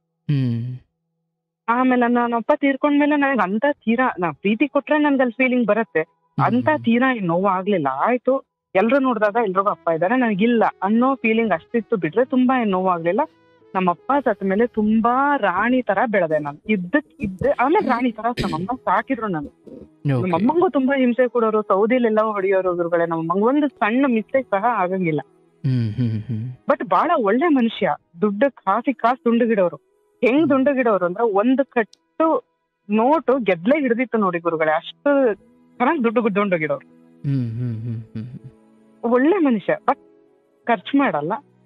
ಹೆಣ್ಮಕ್ಳು ಅಂದ್ರೆ ಅಲ್ಲ, ಹೆಂಡತಿ ಅಂದ್ರೆ ಅವಳು ಹೆಂಗೆ ಜೀತದ ಆಳು ಅನ್ನೋ ತರ. ನಮ್ಮಪ್ಪ ಸತ್ಮೇಲೆ ತುಂಬಾನೇ ಸುಖ ಸಿಕ್ತು. ತುಂಬಾ ಚೆನ್ನಾಗಿ ಬೆಳೆದ್ವಿ ನಾನು ನನ್ನ ತಮ್ಮ ಸಹ. ನಮ್ಮಮ್ಮ ನಮ್ 1 ಪಾಯಿಂಟ್ ಸಹ ಕಷ್ಟ ಅಂದ್ರೆ ಏನು ಅಂತ ತೋರಿಸ್ಲಂಗೆ ಬೆಳೆಸಿದ್ರು ಗುರುಗಳೇ. ಯಾವ ಲೆವೆಲ್ಗೆ ಅಂದ್ರೆ, ಈ ಒಂದು ಫಂಕ್ಷನಿಗೆ ಹಾಕಿದ ಡ್ರೆಸ್ ತಿರ್ಗಾ ಇನ್ನೊಂದ್ ಫಂಕ್ಷನಿಗೆ ನಾನು ಹಾಕ್ತಿರ್ಲಿಲ್ಲ. ದುಡ್ಡು ಕೊಡ್ಲಿಲ್ಲ ಅಂದ್ರೆ ಯಾಕೆ ಕೊಡ್ಲಿಲ್ಲ, ನನಗೆ ಬೇಕು, ತಿನ್ನಕ್ ಬೇಕು ಬರೋ ದುಡ್ಡು ಅಂತ ಜಗಳ ಮಾಡ್ತಿದ್ದೆ. ಅನ್ನದ ಬೆಲೆ ಗೊತ್ತಿರ್ಲಿಲ್ಲ. ಬಿಸಿದೇ ಆಗ್ಬೇಕು, ತಂಗ್ಳನ್ನ ತಿನ್ನಲ್ಲ. ಅಲ್ಲಿ ನಾನು ಸ್ಕೂಲಿಂದ ಬರ್ತಿದೀನಿ ಅಂದ್ರೆ ಇಲ್ಲಿ ಬಿಸಿದು ಆಗ್ತಾ ಇರ್ಬೇಕು, ಅದು ಡೈರೆಕ್ಟ್ ನಾನು ತಟ್ಟೆಗೆ ಬೀಳ್ಬೇಕು. ಬೇರೆ ಪಾತ್ರೆಗೆ ಹಾಕಿ ಹಾಟ್ ಬಾಕ್ಸಿಗೆ ಹಾಕಿ ತಿಂತಿರ್ಲಿಲ್ಲ. ಆ ಲೆವೆಲ್ ಅಲ್ಲಿ ಬೆಳೆದೆ. ತಂದೆ ತೀರ್ ಹೋದ ಮೇಲೆ ಮನೆಯ ಆದಾಯ ಅಥವಾ ಇಲ್ಲ ನಮ್ ಅಂದ್ರೆ ಗೌಡ್ರ ಮನೆ ಅಂತ ಹೇಳ್ತಾರೆ ನೋಡಿ ಗುರುಗಳ, ಹಳ್ಳಿ ಕಡೆ ಸ್ವಲ್ಪ ಒಳ್ಳೆಯವರ ಕುಟುಂಬವೇ. ಹೌದು ಚೆನ್ನಾಗಿದ್ವಿ. ದುಡ್ಡು ಕಾಸು ವಿಚಾರದಲ್ಲಿ, ಆಸ್ತಿ ಎಲ್ಲಾ ವಿಚಾರದಲ್ಲಿ ಚೆನ್ನಾಗಿದ್ವಿ. ಯಾವ್ದು ತಂದೆಯ ಸಾವು ಅನ್ನೋದು ಅಂತದ್ದೇನ್ ದೊಡ್ಡ ನಷ್ಟ ಇಡೀ ಮನೆಗೆ ಇಲ್ಲ, ಅಂತದೇನ್ ನಷ್ಟ ಅನಿಸ್ತಿಲ್ಲ. ಇಲ್ಲ ಅನ್ನೋದೊಂದು ಕೊರಗನಿಸ್ತಿತ್ತು ಅಷ್ಟೇ. ಎಲ್ರಿಗೂ ನಮ್ಗಿಲ್ಲ ಅಷ್ಟೇ. ಆಮೇಲೆ ನಮ್ಮಮ್ಮಂಗ್ ಸ್ವಲ್ಪ ಸೊಂಟ ನೋವು ಆತರ ಎಲ್ಲ ಸ್ಟಾರ್ಟ್ ಆಯ್ತು. ಆಮೇಲೆ ನನ್ ಮಗಳು ನಾಳೆ ದಿವಸ ಹೆಂಗೋ ಏನೋ ಮದ್ವೆ ಮಾಡ್ಬೇಕು ಅನ್ನೋದು ಬಂತು. ನನ್ಗೆ ಸೆಕೆಂಡ್ PUC ಇರುವಾಗ ಒಂದ್ ಪ್ರಪೋಸಲ್ ಬಂತು. ಬಂತು ಫಸ್ಟ್, ಅದು ಹೆಂಗೋ ಆಯ್ತು, ರಿಜೆಕ್ಟ್ ಆಯ್ತು. ಆಮೇಲೆ ಇದು ಬಂತು, ನಾನು ಈಗಿರೋ ಮನೆಯದು ಪ್ರಪೋಸಲ್ ಬಂತು. ನಾನು ಕಾಲೇಜಲ್ಲಿ ಇದ್ದೆ. ನಮ್ಮಮ್ಮ ಕಾಲೇಜ್ ಲೆಕ್ಚರ್ಗೆ ಫೋನ್ ಮಾಡಿ ನನ್ ಮಗಳ ಅರ್ಜೆಂಟ್ ಬರ್ಬೇಕು ಕಳ್ಸಿ ಎಂದು ಯಾರನ್ನೋ ಇಲ್ಲಿ ಅಂದ್ರೆ ಹಳ್ಳಿ ಹತ್ರನೇ ಒಂದ್ ಸಣ್ಣ ಕಾಲೇಜ್ ಗುರುಗಳೇ, ಕಳ್ಸಿ ಅಲ್ಲಿಂದ ಬಂದು ನೋಡ್ಕೊಂಡು ಹೋದ್ರು. ನನಗೆ ಅವಾಗ ಇಷ್ಟ ಇರ್ಲಿಲ್ಲ. ನನಗೆ ಮದುವೆ ಅಂದ್ರೆ ಗುರುಗಳೇ ನನಗೆ 16-17 ವರ್ಷಕ್ಕೆ ನನಗೆ ಆ ವಯಸ್ಸಿಗಿರೋ ಮೈಂಡ್ ಮೆಚುರಿಟಿನೂ ನನಗಿರ್ಲಿಲ್ಲ. ಹುಡುಗಾಟದ ಬುದ್ಧಿ. ಎದ್ರೆ ಏನ್ ಕೆಲ್ಸ, ಸ್ನಾನ ಮಾಡ್ಬೇಕು, ಪೂಜೆ ಮಾಡ್ಬೇಕು, ಕಾಲೇಜಿಗೆ ಹೋಗ್ಬೇಕು, ಅಲ್ಲಿ ಪಾಠ ಕೇಳ್ಬೇಕು, ತಿನ್ಬೇಕು, ಬರ್ಬೇಕು, ಮನೆಗ್ ಬರ್ಬೇಕು, ಊಟ ಮಾಡ್ಬೇಕು, ಮಲಗ್ಬೇಕು, ಇಷ್ಟೇ ನನ್ನ ಲೈಫ್ ಸ್ಟೈಲ್ ಇದ್ದಿದ್ದು. ಬೇಡ ಅಂದೆ. ಆಮೇಲೆ ಕೇಳಲಿಲ್ಲ. ಆಮೇಲೆ ನನ್ಗೆ ಹಳ್ಳಿ ಕಡೆ ಹಿಂಗೆ ಮದ್ವೆ ಆಗೋಕ್ಕೂ ಅಷ್ಟು, ಮದ್ವೆ ಅನ್ನೋದು ಫಸ್ಟ್ ಆಫ್ ಆಲ್ ನನ್ಗೆ ಇಂಟ್ರೆಸ್ಟ್ ಇರ್ಲಿಲ್ಲ. ಆಮೇಲೆ ಹೆದರ್ಸಿದ್ರು ನಮ್ಮಮ್ಮ, ನೋಡು ನೀನ್ ಮದ್ವೆ ಆಗ್ಲಿಲ್ಲ ಅಂದ್ರೆ ನಾ ಸೂಸೈಡ್ ಮಾಡ್ಕೊಂತೀನಿ ಅಂತ ಹೆದರ್ಸಿದ್ರು. ಸರಿ ಬಿಡು, ಇನ್ನೇನ್ ಮಾಡಕ್ಕಾಗತ್ತೆ, ಅಮ್ಮ ಇರೋರು ಹಬ್ಬ ಅಂತೂ ಇಲ್ಲ, ಅಮ್ಮನೂ ಕಳ್ಕೊಳೋದ್ ಬೇಡ, ಅಮ್ಮಂಗೂ ಹುಷಾರಿಲ್ಲ ಅಂತ ಹೇಳ್ತಾರತ್ಲ, ಆಗೋಣ ಅಂತ ಮದ್ವೆಗೆ ರೆಡಿ ಆದೆ. ಮದ್ವೆ ಆಗಿ 3 ದಿನಕ್ಕೆ ಬಿತ್ತು ನೋಡಿ ಕಣ್ಣೀರು ಗುರುಗಳೇ. ಅಲ್ಲಿಂದ ನನ್ನ ಜೀವನ ಅಂದ್ರೆ ಅಷ್ಟು ನಮ್ಮಮ್ಮ ಹೇಳೋರು, ಅನ್ನದ ಮೇಲೆ ದುರಹಂಕಾರ ತೋರಿಸ್ಬೇಡ, ದುಡ್ಡಿನ ಬೆಲೆ ಕಂಡ್ಕೋ, ನೀನ್ ಗಂಡನ ಮನೆ ಹೋದಾಗ ಗೊತ್ತಾಗತ್ತೆ ಇದ್ರ ಬೆಲೆ ಏನು ಅಂತ, ದುರಹಂಕಾರ ತೋರಿಸ್ಬೇಡ ಅಂತ. ನಾನು ಏನ್ ಹೇಳಿದ್ರು ಕೇಳ್ತಿರ್ಲಿಲ್ಲ ಗುರುಗಳು. ಅಷ್ಟು ದುರಹಂಕಾರ ಅಂದ್ರೆ ಅಷ್ಟು ದುರಹಂಕಾರದಲ್ಲೇ ಮೆರೆದೆ ನಾನು. ಆಮೇಲೆ ಇಲ್ಲಿ ಬಂದ ಮೇಲೆ ನಾನು ಒಂದು ದಿವಸ ನಾನು ಮುದ್ದೆ ತಿಂದಿರೋದು ನನಗೆ ಗೊತ್ತಿರ. ಇಲ್ಲಿ ಬಂದ ಮೇಲೆ ಬರೀ ಮುದ್ದೆ, ರೊಟ್ಟಿ ಇವನ್ನೆಲ್ಲ ಮಾಡ್ತಿದ್ರು. ನನಗೆ ಈ ಜೋಳ ನೋಡೇ ಇಲ್ಲ ನಾನು. ಜೋಳದ ರೊಟ್ಟಿ, ಜೋಳ ಅದೆಲ್ಲ ನೋಡೇ ಇಲ್ಲ ನಾನು. ಇದೇನ್ ಇವ್ರ ಮನೇಲಿ ಜೋಳ ವೈಟ್ ಇರತ್ತಲ್ಲ, ಮುದ್ದೆ ಮಾಡ್ತೀವಿ, ಇದೇನ್ ಇವ್ರ ಮನೇಲಿ ಗೋಧಿ ಮುದ್ದೆ ಮಾಡ್ತಾರ ದಿನ ಅನ್ಕೊಂಡೆ. ನಮ್ಮಮ್ಮಂಗ, ಅಮ್ಮ ಇವ್ರ ಮನೇಲಿ ದಿನ ಗೋಧಿ ಮುದ್ದೆ ಮಾಡ್ತಾರ ಕಣಮ್ಮ. ಗೋಧಿ ಮುದ್ದೆ ಅಲ್ಲ, ಅದು ಜೋಳದ ಮುದ್ದೆ. ನಾನ್ ತಿನ್ನಲ್ಲ. ನಾನು ಇಲ್ಲಿ ಹೇಳ್ತಿದ್ದೆ ನಂಗೆ ಮುದ್ದೆ ಊಟ ಮಾಡೋ ಅಭ್ಯಾಸ ಇಲ್ಲ. ನಮ್ಮನೇಲಿ ಇದೇ ಮಾಡೋದು. ಅಂದ್ರೆ ಒಟ್ಟು ಕುಟುಂಬ ಗುರುಗಳೇ. ಅಂದ್ರೆ ಇಲ್ಲಿ ಎಲ್ಲ ಉಳ್ಳೋರೆ, ಸ್ಥಿತಿವಂತ್ರೆ. ನಮ್ಮ ಮಾವ ಒಬ್ರು ಬಿಟ್ಟು ಇನ್ನೆಲ್ಲಾರು 6 ಜನ ನಮ್ಮ ಮಾವ ಅವರು. ಒಬ್ರು ಮಾತ್ರ ವ್ಯವಸಾಯ ಮಾಡಕ್ಕೆ ಅಂತ ಮನೇಲಿ ಇದ್ರು. ಇನ್ನು ಉಳಿದವರು 2 ಸ್ಕೂಲ್ ಟೀಚರ್ಸ್, ಇನ್ನ 3 ಜನ ಇಂಜಿನಿಯರ್ಸ್. ಆಮೇಲೆ 40 ಎಕರೆ ಟೋಟಲ್ ನಮ್ದು ಆಸ್ತಿ ಇದ್ದಿದ್ದು. ಮನೆ ಕಡೆ ಎಲ್ಲ ತುಂಬಾ ಚೆನ್ನಾಗಿದ್ರು. ಆಮೇಲೆ ಮನೇಲಿ ಆಳು ಕಾಳುಗಳು ಎಲ್ಲ ಚೆನ್ನಾಗಿದ್ರು. ಬಟ್ ಜೀವನದ ಪಾಠ ನನಗೆ 8 ವರ್ಷ ನಾವು ಡಿವೈಡ್ ಆಗಿಲ್ಲ, ಎಲ್ಲ ಒಟ್ಟಿಗೆ ಇದ್ವಿ. ಅಂದ್ರೆ ಸ್ವಲ್ಪ ಇನ್ನು 2 ಮಾವಾರು ಮೇಷ್ಟ್ರಿದ್ದವ್ರು ಇಲ್ಲಿ, ಮತ್ತೆ ನಮ್ಮ ಮಾವ, ಅವರು ಮಕ್ಕಳು, ಅವ್ರ ಹೆಂಡತಿರು ಇಲ್ಲೆಲ್ಲ ಚೆನ್ನಾಗಿ ಜೊತೆಗಿದ್ವಿ. ಇನ್ನು ಉಳಿದವರು ಹೊಸಪೇಟೆ, ಶಿವಮೊಗ್ಗ, ಭದ್ರಾವತಿ ಇಷ್ಟು ಕಡೆ ಇತ್ತು ಅವ್ರ ಫ್ಯಾಮಿಲಿ. ಹೆಂಗೆ ಅಂದ್ರೆ ಗುರುಗಳೇ, ಒಬ್ಬ ಜೀವನ ಮನುಷ್ಯನ್ಗೆ ಯಾರು ಹೇಳಿದ್ರು, ನಮ್ಮಮ್ಮ ಎಷ್ಟೇ ಹೇಳಿದ್ರು ನಾನು ಕೇಳ್ತಿರ್ಲಿಲ್ಲ. ಬಟ್ ಜೀವನ ನಾವ್ ಎಲ್ಲಿ ಪಾಠ ಕಲಿಬೇಕೋ ಅಲ್ಲೇ ನಾನು ಕಲಿಯಕ್ ಸಾಧ್ಯ ಆಗಿದ್ದು. ಒಂದ್ ಅನ್ನೋದ ಬೆಲೆ, ದುಡ್ಡಿನ ಬೆಲೆ, ಜೀವನದ ಬೆಲೆ, ಒಬ್ಬ ಮನುಷ್ಯಂಗ್ ರೆಸ್ಪೆಕ್ಟ್ ಕೊಡೋ ಬೆಲೆ. ನಾನು ಯಾರು ಮಾತಾಡ್ಸಿದ್ರು ನನಗೆ ಹೆಂಗೆ ಅಂದ್ರೆ ನಮ್ ಹೈ ಫೈ ಅಲ್ಲಿ ಇರೋರು ಅಷ್ಟೇ ನಾನು ಮಾತಾಡಿಸ್ತಿದ್ದೆ. ನನಗಿಂತ ಲೋ ಲೆವೆಲ್ ಅಲ್ಲಿ ಇರೋರು ನಾನು ಮಾತಾಡಿಸ್ತಿರ್ಲಿಲ್ಲ. ಅವರು ಲೋ ಲೆವೆಲ್ ಅಲ್ಲಿ ಇದ್ದಾರೆ, ನಾನು ಮಾತಾಡಿಸಬಾರ್ದು ಅನ್ನೋ ಮೈಂಡ್ ಸೆಟ್ ಅಲ್ಲೇ ಇದ್ದೆ ನಾನು. ಇಲ್ಲಿ ಬಂದ ಮೇಲೆ 8 ವರ್ಷ ನನ್ನನ್ನ ಬಗ್ಗಿಸಿದ್ರು ಅಂದ್ರೆ ಗುರುಗಳೇ. ಈ ಮನೆ ಒಂದೊಂದ್ಸಲ ಬೇಜಾರಾಗದ, ನಮ್ಮಮ್ಮ ನನ್ಗೆ ಯಾಕಿಂತ ಮನೆ ಕೊಟ್ರು ಅಂತ. ಬಟ್ ನನಗೆ ಇಲ್ಲಿ ಕೊಡ್ಲಿಲ್ಲ ಅಂದಿದ್ರೆ ನಾನು ಯಾವ್ದೇ ಕಾರಣಕ್ಕೂ ಬಗ್ತಿರ್ಲಿಲ್ಲ. ಜೀವನದ ಪಾಠಗಳು ನಾನು ಕಲಿತಿರ್ಲಿಲ್ಲ. ನನಗೆ 8 ವರ್ಷ ಗುರುಗಳೇ ಒಂದೇ ಒಂದು ದಿನ ನಾನು ಹೊಟ್ಟೆ ತುಂಬಾ ಊಟ ಮಾಡಿಲ್ಲ. ಇದ್ದಿದ್ದ ಅಷ್ಟು ಜನದಲ್ಲಿ ಈಗ ಒಟ್ಟು ಕುಟುಂಬ ಅಂದ್ರೆ ಎಲ್ಲಾರ ಭಾವನೆಗಳು, ಮನ್ಸುಗಳು ಒಂದೇ ತರ ಇರಲ್ಲ ಗುರುಗಳೇ. ಒಬ್ಬೊಬ್ರ ಮನಸ್ಥಿತಿ ಒಂದೊಂದ್ ತರ ಇರುತ್ತೆ. ಅದ್ರಲ್ಲಿ ಮಾಡಿದವರು ಒಬ್ರು ಕೆಲಸ ಮಾಡೋರಾದ್ರೆ ಇನ್ನೊಬ್ರು ಗಂಟು ಮಾಡ್ಕೊಳ್ಳೋರು ಇರ್ತಾರೆ. ಗಂಟು ಮಾಡ್ಕೊಳ್ಳೋರು ವ್ಯವಹಾರ ಮಾಡ್ತಿರ್ತಾರೆ. ಇನ್ನೊಬ್ರು ದುಡಿಯೋರು ದುಡಿತಾನೆ ಇರ್ತಾರೆ. ಹಿಂಗೆ ನಮ್ಮ ಅವ್ರದ್ದು ನಮ್ ಗಂಡನ ಫ್ಯಾಮಿಲಿ ಎಲ್ಲ ದುಡ್ಕೊಂಡಿರೋರೆ. ಇಲ್ಲಿ ನೋಡಿದವ್ರೆಲ್ಲ ಗಂಟು ಮಾಡ್ಕೊಂಡಿರೋರೆ. ಆ ತರ ಈಗ ನಾನ್ ಇರೋದು ಮನೇಲಿ 6 ಜನ ಇರೋ ಮನೆಯಲ್ಲಿ ನಾನು 2 ಕಪ್ ಅಕ್ಕಿ ಅನ್ನಕ್ಕೆ ಇಡ್ತೀನಿ. ಅಲ್ಲಿ 15 ಜನ ಇರೋ ಮನೇಲಿ 2 ಕಪ್ ಅಕ್ಕಿ ಅನ್ನ ಇಡ್ತಿದ್ರು. ಯಾಕೆ ಅವ್ರು ಹೇಳೋದಷ್ಟೇ ಇರ್ಬೇಕು, ಒಂದು ಚೂರ್ ಜಾಸ್ತಿ ಇಟ್ರು ಜಗಳ ಶುರು ಆಗೋದು ಮನೆಯಲ್ಲಿ. ನನ್ ಗಂಡ ಒಂದ್ ಮಾತಾಡ್ತಿರ್ಲಿಲ್ಲ ಗುರುಗಳು. ನನ್ ಗಂಡ ಅಂದ್ರೆ ಗುಡಿಯಲ್ಲಿರೋ ದೇವ್ರು ಒಂದೇ, ನನ್ ಗಂಡನೂ ಒಂದೇ ಗುರುಗಳೇ. ಆ ತರ ಮನುಷ್ಯ ಅವ್ರು. ಒಬ್ಬ ಒಳ್ಳೆತನ ಅನ್ನೋದು ಅತಿಯಾಗಿದೆ ಅವ್ರಿಗೆ. ಅದು ಅವ್ರಿಗೆ ಅವ್ರ ಜೀವನ ಹಾಳು ಮಾಡ್ತಾ ಬರ್ತೀವಿ. ಒಳ್ಳೆತನ ಅತಿಯಾಗಿರೋದಕ್ಕೆ ಅವ್ರ ಜೀವನ ಹಾಳಾಗ್ತಾ ಐತಿ. ಏನು ಕ್ವಶನ್ ಮಾಡಲ್ಲ. ಅಲ್ಲಿ ಮನೇಲಿ ಕೆಲ್ಸದ ಆಳುಗಳಿಗೆ ಬಿಸಿ ರೊಟ್ಟಿ ಕೊಡೋರು, ನನ್ ಗಂಡಂಗೆ ತಂಗ್ಳು ರೊಟ್ಟಿ ಕೊಡೋರು. ಯಾಕೆ ನೀವು ನನಗೆ ತಂಗ್ಳು ರೊಟ್ಟಿ ಕೊಡ್ತಿದ್ದೀರಾ ಅಂತ ಕೇಳ್ತಿರ್ಲಿಲ್ಲ ನನ್ ಗಂಡ. ಆ ತರ ಅವ್ರು. ನಾನು ಏನು ಮಾತಾಡಲ್ಲ, ನನ್ ಗಂಡನೂ ಮಾತಾಡಲ್ಲ, ನಮ್ಮ ಅತ್ತೆ ಮಾವನು ಮಾತಾಡಂಗಿಲ್ಲ ಅಂದ್ರೆ ನಾನು ಏನು ಮಾತಾಡಂಗಿಲ್ಲ. ನಾನು ಸುಮ್ನೆ ಇರ್ಬೇಕು. ನಾನು ಅದನ್ನೇ ತಿನ್ಬೇಕು. ನೊರೆ ಬಂದು ಸ್ಮೆಲ್ ಬರ್ತಿದ್ರು ಅದನ್ನೇ ಹಾಕೋರು, ಅದನ್ನೇ ತಿನ್ಬೇಕು ನಾವು. ಆ ತರ ಇದ್ರು. ಸರಿ ಅನ್ಕೊಂಡು ಹೆಂಗೋ 8 ವರ್ಷ ಜೀವನ ಮಾಡಿದೆ ಗುರುಗಳೇ. ನನ್ ಮಗಳು, ಚಿಕ್ಕ ಮಗಳು ಇದ್ರು ಒಂದೇ 15 ದಿನ ಸ್ಕೂಲಿಗೆ ಹೋದ್ರು ಟೀಚರ್ಸ್ ದಿನ ಅಬ್ಸರ್ವ್ ಮಾಡೋರು. ಅಟ್ಲೀಸ್ಟ್ ಒಂದ್ ದಿನಾರು ಹುಡುಗಿಗೆ ತಿಂಡಿ ಮಾಡಿ ಕಳ್ಸಕ್ ಆಗಲ್ಲ. ನಮ್ಮ ದಿನಾ ರೊಟ್ಟಿ ಇಟ್ಟು ಕಳಿಸ್ತಿರಲ್ಲ, ನಾವ್ ಮಾಡಂಗಿಲ್ಲ. ನಾವ್ ಎಲ್ಲರೂ ಹಿಂಗ್ ಹೇಳ್ತಾರ ಹಂಗೇ ಕೇಳ್ಕೊಂಡ್ ಬರ್ಬೇಕಿಲ್ಲಿ. ಆ ತರ ನಮ್ದು ಲೈಫ್ ಸ್ಟೈಲ್ ಇತ್ತು. ಆಮೇಲೆ ಕೊನೆಗೆ ತೀರಾ ಎಲ್ಲಾರ್ಗು ರೋಸ್ ಹೋಗಿ ನನ್ ಮದ್ವೆ ಆಗಿ 8 ವರ್ಷಕ್ಕೆ ಡಿವೈಡ್ ಆಗ್ಬೇಕು ಅನ್ನೋದು ಬಂತು. ಆಮೇಲೆ ಎಲ್ರೂ ಡಿವೈಡ್ ಆದ್ವಿ. ಇನ್ನು ಪ್ರಾಪರ್ಟಿ ಎಲ್ಲ ಯಾವ್ದು ಡಿವೈಡ್ ಆಗಿಲ್ಲ ಅಷ್ಟು ನೀಟಾಗಿ. ನಮ್ಮವ್ರಿಗೆ ಇಷ್ಟಿಷ್ಟು ಜಮೀನು, ಇಷ್ಟಿಷ್ಟು ತೋಟ, ಇಂತಿಂತ ಮನೆ ಅನ್ನೋ ಕೊಟ್ರು. ಸರಿ ಬಿಡು, ಹೆಂಗೋ ಬಂದ್ವಪ್ಪ ಹೊರಗೆ, ನಮ್ಮನ್ನ ನಾವ್ ಹೆಂಗೋ ಬೇಯಿಸ್ಕೊಂಡ್ ತಿನ್ನೋಣ ಅನ್ಕೊಂಡ್ ಬಂದ್ವಿ. ಆಮೇಲೆ ಬಂದ್ವಿ. ಇಲ್ಲಿ ನಮ್ಮತ್ತೆ ಮಾವನ ಆಟ ಶುರುವಾಯ್ತು ಗುರುಗಳು. ಅವ್ರು ಯಾವ ತರ ಅಂದ್ರೆ, ನಮಗೆ ಸಾಲ ಕೊಟ್ಟು ಡಿವೈಡ್ ಮಾಡಿದ್ರು ಗುರುಗಳೇ. ಸಾಲ ಅಷ್ಟು ದೊಡ್ಡ ಫ್ಯಾಮಿಲಿ, ಅಷ್ಟೊಂದು ಆಸ್ತಿ ಇದ್ರು ಸಾಲ ಕೊಟ್ಟು ನಮ್ಮನ್ನ ಡಿವೈಡ್ ಮಾಡೋದು. ನನ್ ಗಂಡಂಗೆ ಗುರುಗಳೇ ಒಟ್ಟಿಗಿದ್ದಾಗ ನಾವು ಇಲ್ಲಿ ನಾನಿರೋ ಮನೆಗ್ ನನ್ ಗಂಡ ಬಂದ್ರೆ ರಿಟರ್ನ್ ಹೋಗೋಕೆ ಪೆಟ್ರೋಲಿಗೆ ನಮ್ಮಮ್ಮ ದುಡ್ಡು ಕೊಟ್ಟು ಕಳ್ಸೋರು, ಶೇವಿಂಗಿಗೆ ನಮ್ಮಮ್ಮ ದುಡ್ಡು ಕೊಡೋರು. ಅಷ್ಟು ಸಹ ದುಡ್ಡು ಇರ್ತಿರ್ಲಿಲ್ಲ. ನಾನ್ ಪ್ರೆಗ್ನೆಂಟ್ ಇರುವಾಗ ಆಸ್ಪತ್ರೆಗೆ ತೋರ್ಸಕ್ಕೂ ಸಹ ನನ್ನ ಒಡವೆಗಳನ್ನ ಇಟ್ಟು ನನ್ನನ್ನ ಆಸ್ಪತ್ರೆಗೆ ತೋರ್ಸಿದ್ದಾರೆ. ಯಾರು ₹1 ಕೊಡ್ತಿರ್ಲಿಲ್ಲ ಗುರುಗಳೇ ಅವ್ರಿಗೆ. ಆಮೇಲೆ ಇಲ್ಲಿ ಡಿವೈಡ್ ಆಗಿ ಬಂದ್ಮೇಲೆ ಹೆಂಗೋ ಕಷ್ಟನೋ ನಷ್ಟನೋ ₹40 ಗುರುಗಳ ನಾವು ದುಡ್ಡು ಇಟ್ಕೊಂಡು ಡಿವೈಡ್ ಆಗಿತ್ತು. ₹40 ಬಿಟ್ರೆ ಒಂದೇ ಒಂದು ತಿಂಗಳು ₹1 ಸಹ ನಮ್ಮ ಹತ್ರ ಇರ್ಲಿಲ್ಲ ಬೇರೆ ಎಲ್ಲೂ. ಏನು ಈಗ ಜೂನ್ ಈ ಮೇ ತಿಂಗಳಲ್ಲಿ ಸ್ವಲ್ಪ ಬಿತ್ತನೆ ಟೈಮ್ ಅಲ್ಲ ಗುರುಗಳೇ, ಅವಾಗ ಆ ಟೈಮಲ್ಲಿ ಡಿವೈಡ್ ಆಗಿದ್ದು. ಬಿತ್ತಬೇಕು ಅಂದ್ರೆ ₹40 ಬಿಟ್ರೆ ₹1 ಇಲ್ಲ. ನಾವು ಬೀಜ ಗೊಬ್ಬರ ಎಲ್ಲ ತಗೊಂಡ್ಬರ್ಬೇಕು. ಹೆಂಗಪ್ಪ ಮಾಡ್ಬೇಕು? ಅವ್ರು ಇವ್ರು ಎಲ್ಲ ಏನೋ ಸಹಾಯ ಮಾಡಿದ್ರು, ಸಂಬಂಧಿಕರು ನಮ್ಮಮ್ಮ ಸಹಾಯ ಮಾಡಿದ್ರು, ಬಿತ್ತಿದ್ವಿ ಮಾಡಿದ್ವಿ ಎಲ್ಲ ಆಯ್ತು. ನಮ್ಮತ್ತೆ ಮಾವ ಅಂದ್ರೆ ಇವಾಗ ಸ್ವಲ್ಪ ಅಡಿಕೆ ಆ ಸೀಸನ್ ಅಲ್ಲಿ ಸ್ವಲ್ಪ ಕೆಡವಕ್ಕೆ ಟೈಮ್ ಕಡಿಮೆ ಆದ ತಕ್ಷಣ ಅಡಿಕೆಗಳು ಬೀಳ್ತಾ ಇರತ್ತೆ, ಅದನ್ನೆಲ್ಲ ಆರಿಸ್ಕೊಂಡ್ ಬರ್ತಾರೆ. ಆಮೇಲೆ ಅದಕ್ಕಿಂತ ಮುಂಚೆನೆ ಇವರು ಅತ್ತೆ ಗುರುಗಳೇ ಗಂಟು ಚೆನ್ನಾಗಿ ಇವನು ಎಲ್ಲ ಮಾರ್ಕೊಂಡ್ ಚೆನ್ನಾಗಿ ಇವರು ಗಂಟು ಮಾಡ್ಕೊಂಡ್ರು. ಮಗನ್ನ ಒಂದ್ ಮಾತು ನೀನ್ ಹೆಂಗಪ್ಪ ನೀನ್ ಮಾಡ್ತೀಯಾ? ಅವ್ರು ನನ್ ಗಂಡ ಇಬ್ರು ಗುರುಗಳೇ. ಇನ್ನೊಬ್ರು ನಮ್ಮ ಮೈದ್ನ ಅವರು ಬೆಂಗಳೂರಲ್ಲಿ ಅಪೆಕ್ಸ್ ಬ್ಯಾಂಕ್ ಅಲ್ಲಿ ಅವ್ರು ವರ್ಕ್ ಮಾಡ್ತಾರೆ. ಅವ್ರಿಗೆ 15 ಲಕ್ಷ ನಾವು ಒಟ್ಟಿಗಿರುವಾಗ್ಲೇ ದುಡ್ಡು ಕಟ್ಟಿ ಕೆಲ್ಸಕ್ಕೆ ಕಳ್ಸಿದ್ರು, ಅಪಾಯಿಂಟ್ ಮಾಡಿ ಕಳ್ಸಿದ್ರು ದುಡ್ಡು ಕಟ್ಟಿ. ಅಲ್ಲೂ ಸಹ ಅದು ಒಟ್ಟಿಗಿರುವಾಗ್ಲೇ ದುಡ್ಡು ಕಟ್ಟಿದ್ದು, ಅದನ್ನು ನಮ್ಮ ಮೇಲೆ ಸಾಲ ಹೊರಿಸಿ ಕಳ್ಸಿದ್ರು. ನಿಮ್ಮ ಇದನ್ನ ಕಟ್ಟಿರೋದು ನೀವು ಸಾಲ ಹೊತ್ಕೊಂಡು ನೀವು ತಗೊಂಡೋಗಿ ನೀವು ತೀರಿಸ್ಕೊಳ್ಳಿ ಅಂತ. ಅವರು ಸಹ ನಮ್ಮನ್ನ ಏನು ಅಂತ ನೋಡಲ್ಲ ಗುರುಗಳೇ, ಇವತ್ತಿಗೂ ನಮ್ಮನ್ನ ಏನು ಅಂತಾನೂ ಕೇಳಲ್ಲ. ಅವ್ನು ತುಂಬಾ ಒಂದೊಂಥರ ಹೆಂಗೆ ಅಂದ್ರೆ, ಈಗ ಹೆತ್ತ ಅಪ್ಪ ಅಮ್ಮನೂ ಸಹ ನನ್ ಮಗ ಕಷ್ಟದಲ್ಲಿದ್ದಾನೆ ಅಂತ ಕೇಳಲ್ಲ. ಅವ್ರ ಲೈಫೇ ಅವ್ರಿಗೆ. ಇನ್ನಮ್ಮ ಇದನ್ನ ಅವ್ರ ಹೆಂಡತಿ ಗುರುಗಳೇ ಮಾತಾಡ್ತಾಳೆ ಅಂದ್ರೆ ನನಗೆ, ನಾನು ಏನು ಮಾತಾಡಲ್ಲ, ನೀನ್ ಮಾತಾಡ್ಕೊ, ನೀನ್ ಕಟ್ಕೊ, ನೀನ್ ಪಾಪ ಬಂದಾಗಿಲ್ಲ ನನ್ನ ಹತ್ರ ಏನಾದ್ರೂ ವಿಷಯ ತೆಗಿಯೋದು, ಬಾಯಿ ಸಿಕ್ಕಂಗ್ ಬೈಯೋದು ಮಾಡ್ತಾಳೆ. ಅವರು ಸ್ವಲ್ಪ ಸ್ಥಿತಿವಂತರೆ, ಚೆನ್ನಾಗಿ ವರದಕ್ಷಿಣೆ ಎಲ್ಲ ಕೊಟ್ಟು ಮದುವೆ ಮಾಡಿದ್ರು. ಬಾಯಿ ಸಿಕ್ಕಂಗ್ ಬೈತಾಳೆ.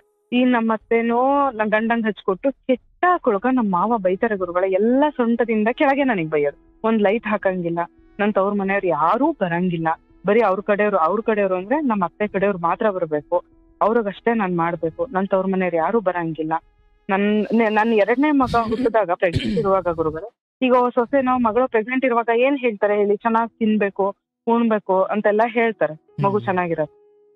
ನಾನ್ ಊಟ ಮಾಡ್ತಾ ಇದ್ದೆ, ಸ್ವಲ್ಪ ಹವಣಿಗ್ ತಿನ್ನೋ, ಸ್ವಲ್ಪ ಹವಣಿಗ್ ಉಣ್ಣೋ ಅಂತ ಹೇಳೋರು ನನಗೆ. ಅಂದ್ರೆ ತಿನ್ಬೇಡ ಜಾಸ್ತಿ ಅಂತ, ಕಡಿಮೆ ತಿನ್ನು ಅಂತ.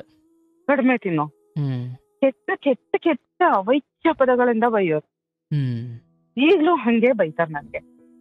ಅವ್ರ ಕಡೆಯವ್ರು ಬಂದಾಗೆಲ್ಲ ತುಂಬಾ ಚೆನ್ನಾಗಿ ನೋಡ್ಕೊಂಡ್ ಕಳಿಸ್ತೀನಿ ಗುರುಗಳೇ. ನಾನ್ ಹೆಂಗೆ ಅಂದ್ರೆ, ನಾನ್ ಹಿಂದೆ ಮಾಡಿದ ತಪ್ಪನ ಮಾಡಬಾರ್ದು. ಬೇರೆ ಅಂತ ಹೇಳಿದ್ರಲ್ಲ, ಬೇರೆ ಆದ್ಮೇಲೆ ಈಗ ಬರ್ತಾ ಇರೋರು ಮನೆಗ್ ಬರ್ತಾರಲ್ಲ ನೆಂಟರುಗಳೆಲ್ಲ, ಓಕೆ. ನಮ್ಮ ಅತ್ತೆ ಅಕ್ಕ ತಂಗಿರುಗಳು ಅವರೆಲ್ಲ ಈಗ ಬರ್ತಾರಲ್ಲ ಅವರು. ಒಬ್ರು ಹಾ. ಬೆಂಗಳೂರಲ್ಲಿದ್ದಾರೆ ಅನ್ನೋದಾದ್ರೆ ಅಲ್ಲಿಗೆ ಹ್ಮ್. ಬರ್ಬೇಕಲ್ಲ. ಇನ್ನು ಅಲ್ಲಿ ನಿಮ್ಮನ್ ಬಿಟ್ರೆ ಈಗ ಇಬ್ರು ಮಕ್ಕಳಲ್ಲಿ ಒಬ್ರು ಬೆಂಗಳೂರಲ್ಲಿದ್ದಾರೆ, ನಿನ್ ಗಂಡ ಹಾ. ನೀವು ಅಲ್ಲಿದ್ದೀರಾ ಅಂದಾಗ ಅಲ್ಲಿಗೆ ಬರ್ಬೇಕು. ಬೇರೆ ಹಾ. ಎಲ್ಲಿಗೂ ಹೋಗ್ಲಿಕ್ಕೆ ಅಲ್ವಲ್ಲ, ಅಲ್ಲಿ ಇಲ್ವಲ್ಲ. ಇಲ್ಲ ಅಲ್ಲಿ ಅವರೆಲ್ಲ ಗುರುಗಳೇ, ಈಗ ನಮ್ಮ ಅತ್ತೆ ಅಕ್ಕ ತಂಗಿರುಗಳು ಅವ್ರ ಅದೇ ಮಕ್ಕಳುಗಳು ನಮ್ಮ ಹೇಳ್ತಾ ಅತ್ತೆ. ಇರೋದವ್ವ. ಹಾ. ಬೇರೆ ಹಾ, ಯಾರು ಬಂದ್ರು ಕೂಡ ನಿನ್ ಮನೆಗೆ ಬರ್ಬೇಕು. ಈಗ ನಿನ್ ಮೈದ್ನಲ್ಲಿ ಬರ್ಬೇಕು. ಹೌದು ಇಲ್ವಲ್ಲ. ಹೌದು ಅಲ್ಲಿಲ್ಲಲ್ಲ, ಬರ್ತಾರಲ್ಲ ಗುರುಗಳೇ. ಬಂದಾಗ ಹ್ಮ್ ನಾನು ಅವ್ರಿಗೆ ಯಾವ್ದಕ್ಕೂ ಕಡಿಮೆ ಮಾಡಲ್ಲ ಗುರುಗಳೇ. ಒಂದು ಊಟ ತಿಂಡಿ ಎಲ್ಲಾ ವಿಚಾರದಲ್ಲೂ ತುಂಬಾ ಚೆನ್ನಾಗಿ ನೋಡ್ಕೊಂಡ್ ಕಳಿಸ್ತೀನಿ. ನಾನು ನನ್ನ ಒಬ್ಬ ಸೊಸೆಯಾಗಿ ನನ್ನ ಕರ್ತವ್ಯ ತುಂಬಾ ಚೆನ್ನಾಗಿ ನಿಭಾಯಿಸ್ಬೇಕು. ನನ್ನನ್ನು ಎಲ್ಲಾರು ಚೆನ್ನಾಗಿ ನೋಡ್ಕೊಂತಾಳಪ್ಪ ಇವಳು, ಒಂದ್ ಒಳ್ಳೆ ಸೊಸೆ ಈ ಮನೆಗೆ ಅಂತ ನನಗೆ ಹೇಳ್ಬೇಕು. ಬಟ್ ನನ್ ತಾಯಿಗೆ ನಿಮ್ ಮಗಳು ಈ ಮನೇಲಿ ಒಳ್ಳೆ ಸೊಸೆಯಾಗಿ ಬಾಳ್ತಾ ಇದ್ದಾಳೆ ಅನ್ನೋದೊಂದು ನಮ್ಮಮ್ಮನ್ಗೆ ಹೇಳ್ಬೇಕು. ನಾನ್ ಚೆನ್ನಾಗಿ ನೋಡ್ಕೊಬೇಕು, ಇದು ನನ್ ಕರ್ತವ್ಯ ಅಂತ ನಾನ್ ಮಾಡ್ತೀನಿ. ಬಟ್ ಅದೇ ತರ ನಮ್ಮಮ್ಮ ನನ್ ತಮ್ಮ ಈ ಮನೆಗ್ ಬರಂಗಿಲ್ಲ. ಬಂದ್ರೆ ಇರೋರು ಅವ್ರ ಇಬ್ರೇ ಗುರುಗಳೇ ನನಗೆ. ಇನ್ಯಾರು ನನ್ ಮದುವೆಗೆ ಬಂದವ್ರು ನಮ್ ನೆಂಟ್ರು ಬಿಟ್ರೆ ಯಾರು ಇದುವರೆಗೂ ಸಹ ಒಬ್ರು ಇಲ್ಲಿ ಮನೆಗ್ ಬರಲ್ಲ. 15 ವರ್ಷ ಆಯ್ತು, ಒಬ್ರು ಸಹ ನಮ್ ಮನೆಗ್ ಬರಲ್ಲ. ಯಾರು ಬರಂಗಿಲ್ಲ. ಬಂದ್ರೆ ಬಾಯಿ ಸಿಕ್ಕಂಗ್ ಬೈತಾರೆ. ನನ್ ಗಂಡನು ಯಾಕೆ ಹಿಂಗೆಲ್ಲ ಮಾಡ್ತೀರಾ, ಯಾಕೆ ಬೈತೀರಾ, ಏನು ಕೇಳಲ್ಲ ಗುರುಗಳೇ ಅವರು. ಕೇಳಿದ್ರೆ ಬದಲಾಗೋದಾ ಇದು ಪರಿಸ್ಥಿತಿ? ಬದಲಾಗಲ್ಲ ಗುರುಗಳೇ. ಅವ್ರು ಹೇಳಿದ್ದೇ ನಡಿಬೇಕು. ಅವ್ರು ಹೇಳ್ದಂಗೆ ಕೇಳಿದ್ರೆ ನಿನ್ ಗಂಡ ಮೊದ್ಲಿಂದಲೂ ಪರಿಸ್ಥಿತಿ ಬದಲಾಗೋದಾ? ಬದಲಾಗೋದು ಗುರುಗಳೇ. ಪರಿಸ್ಥಿತಿ ಖಂಡಿತ ಬದಲಾಗೋದು. ಕಲಿತಿದ್ರು. ಕೇಳದಿರೋದು ನನ್ ಗಂಡಲ್ಲೇ ತಪ್ಪು ಗುರುಗಳೇ. ಧ್ವನಿ ಎತ್ತಬೋದಿತ್ತಲ್ಲ, ನಮ್ಮ ಮನೆಯವ್ರು ಯಾಕೆ ಬರಂಗಿಲ್ಲ? ಈಗ ನನ್ ಸೊಸೆಯಾಗಿ ನಾನು ಹೇಳಿದೆ ಗುರುಗಳೇ, ನಾನು ನಿಮ್ ಕಡೆಯವ್ರು ಬರ್ತಾರಲ್ಲ ಹಿಂಗೆ ಮಾಡ್ತೀನಾ, ನಿಮ್ ಕಡೆಯವ್ರು ಬರ್ತಾರಲ್ಲ ಯಾಕೆ ನಮ್ಮ ಅಮ್ಮ ನನ್ನ ತಮ್ಮ ಬರಂಗಿಲ್ಲ, ಹಿಂಗೆಲ್ಲಾ ಮಾಡ್ತೀರಲ್ಲ ನೀವು, ಯಾಕಂಗ್ ಮಾಡ್ತೀರಾ ಹಂಗೆ ಅಂದ್ರೆ, ಇಲ್ಲ ಅದಕ್ಕೆ ಏನೇನೋ ಸೇರಿಸ್ಕೊಂಡ್ ಬಾಯಿ ಸಿಕ್ಕಂಗ್ ಬೈತಾರೆ ಗುರುಗಳು. ನಾನ್ ಸ್ವಲ್ಪ ಕಪ್ಪಿದ್ದೆ, ಅಂದ್ರೆ ನಾನು ಇರೋದು ಇವಾಗ್ಲೂ ಕಪ್ಪಿದ್ದೆ.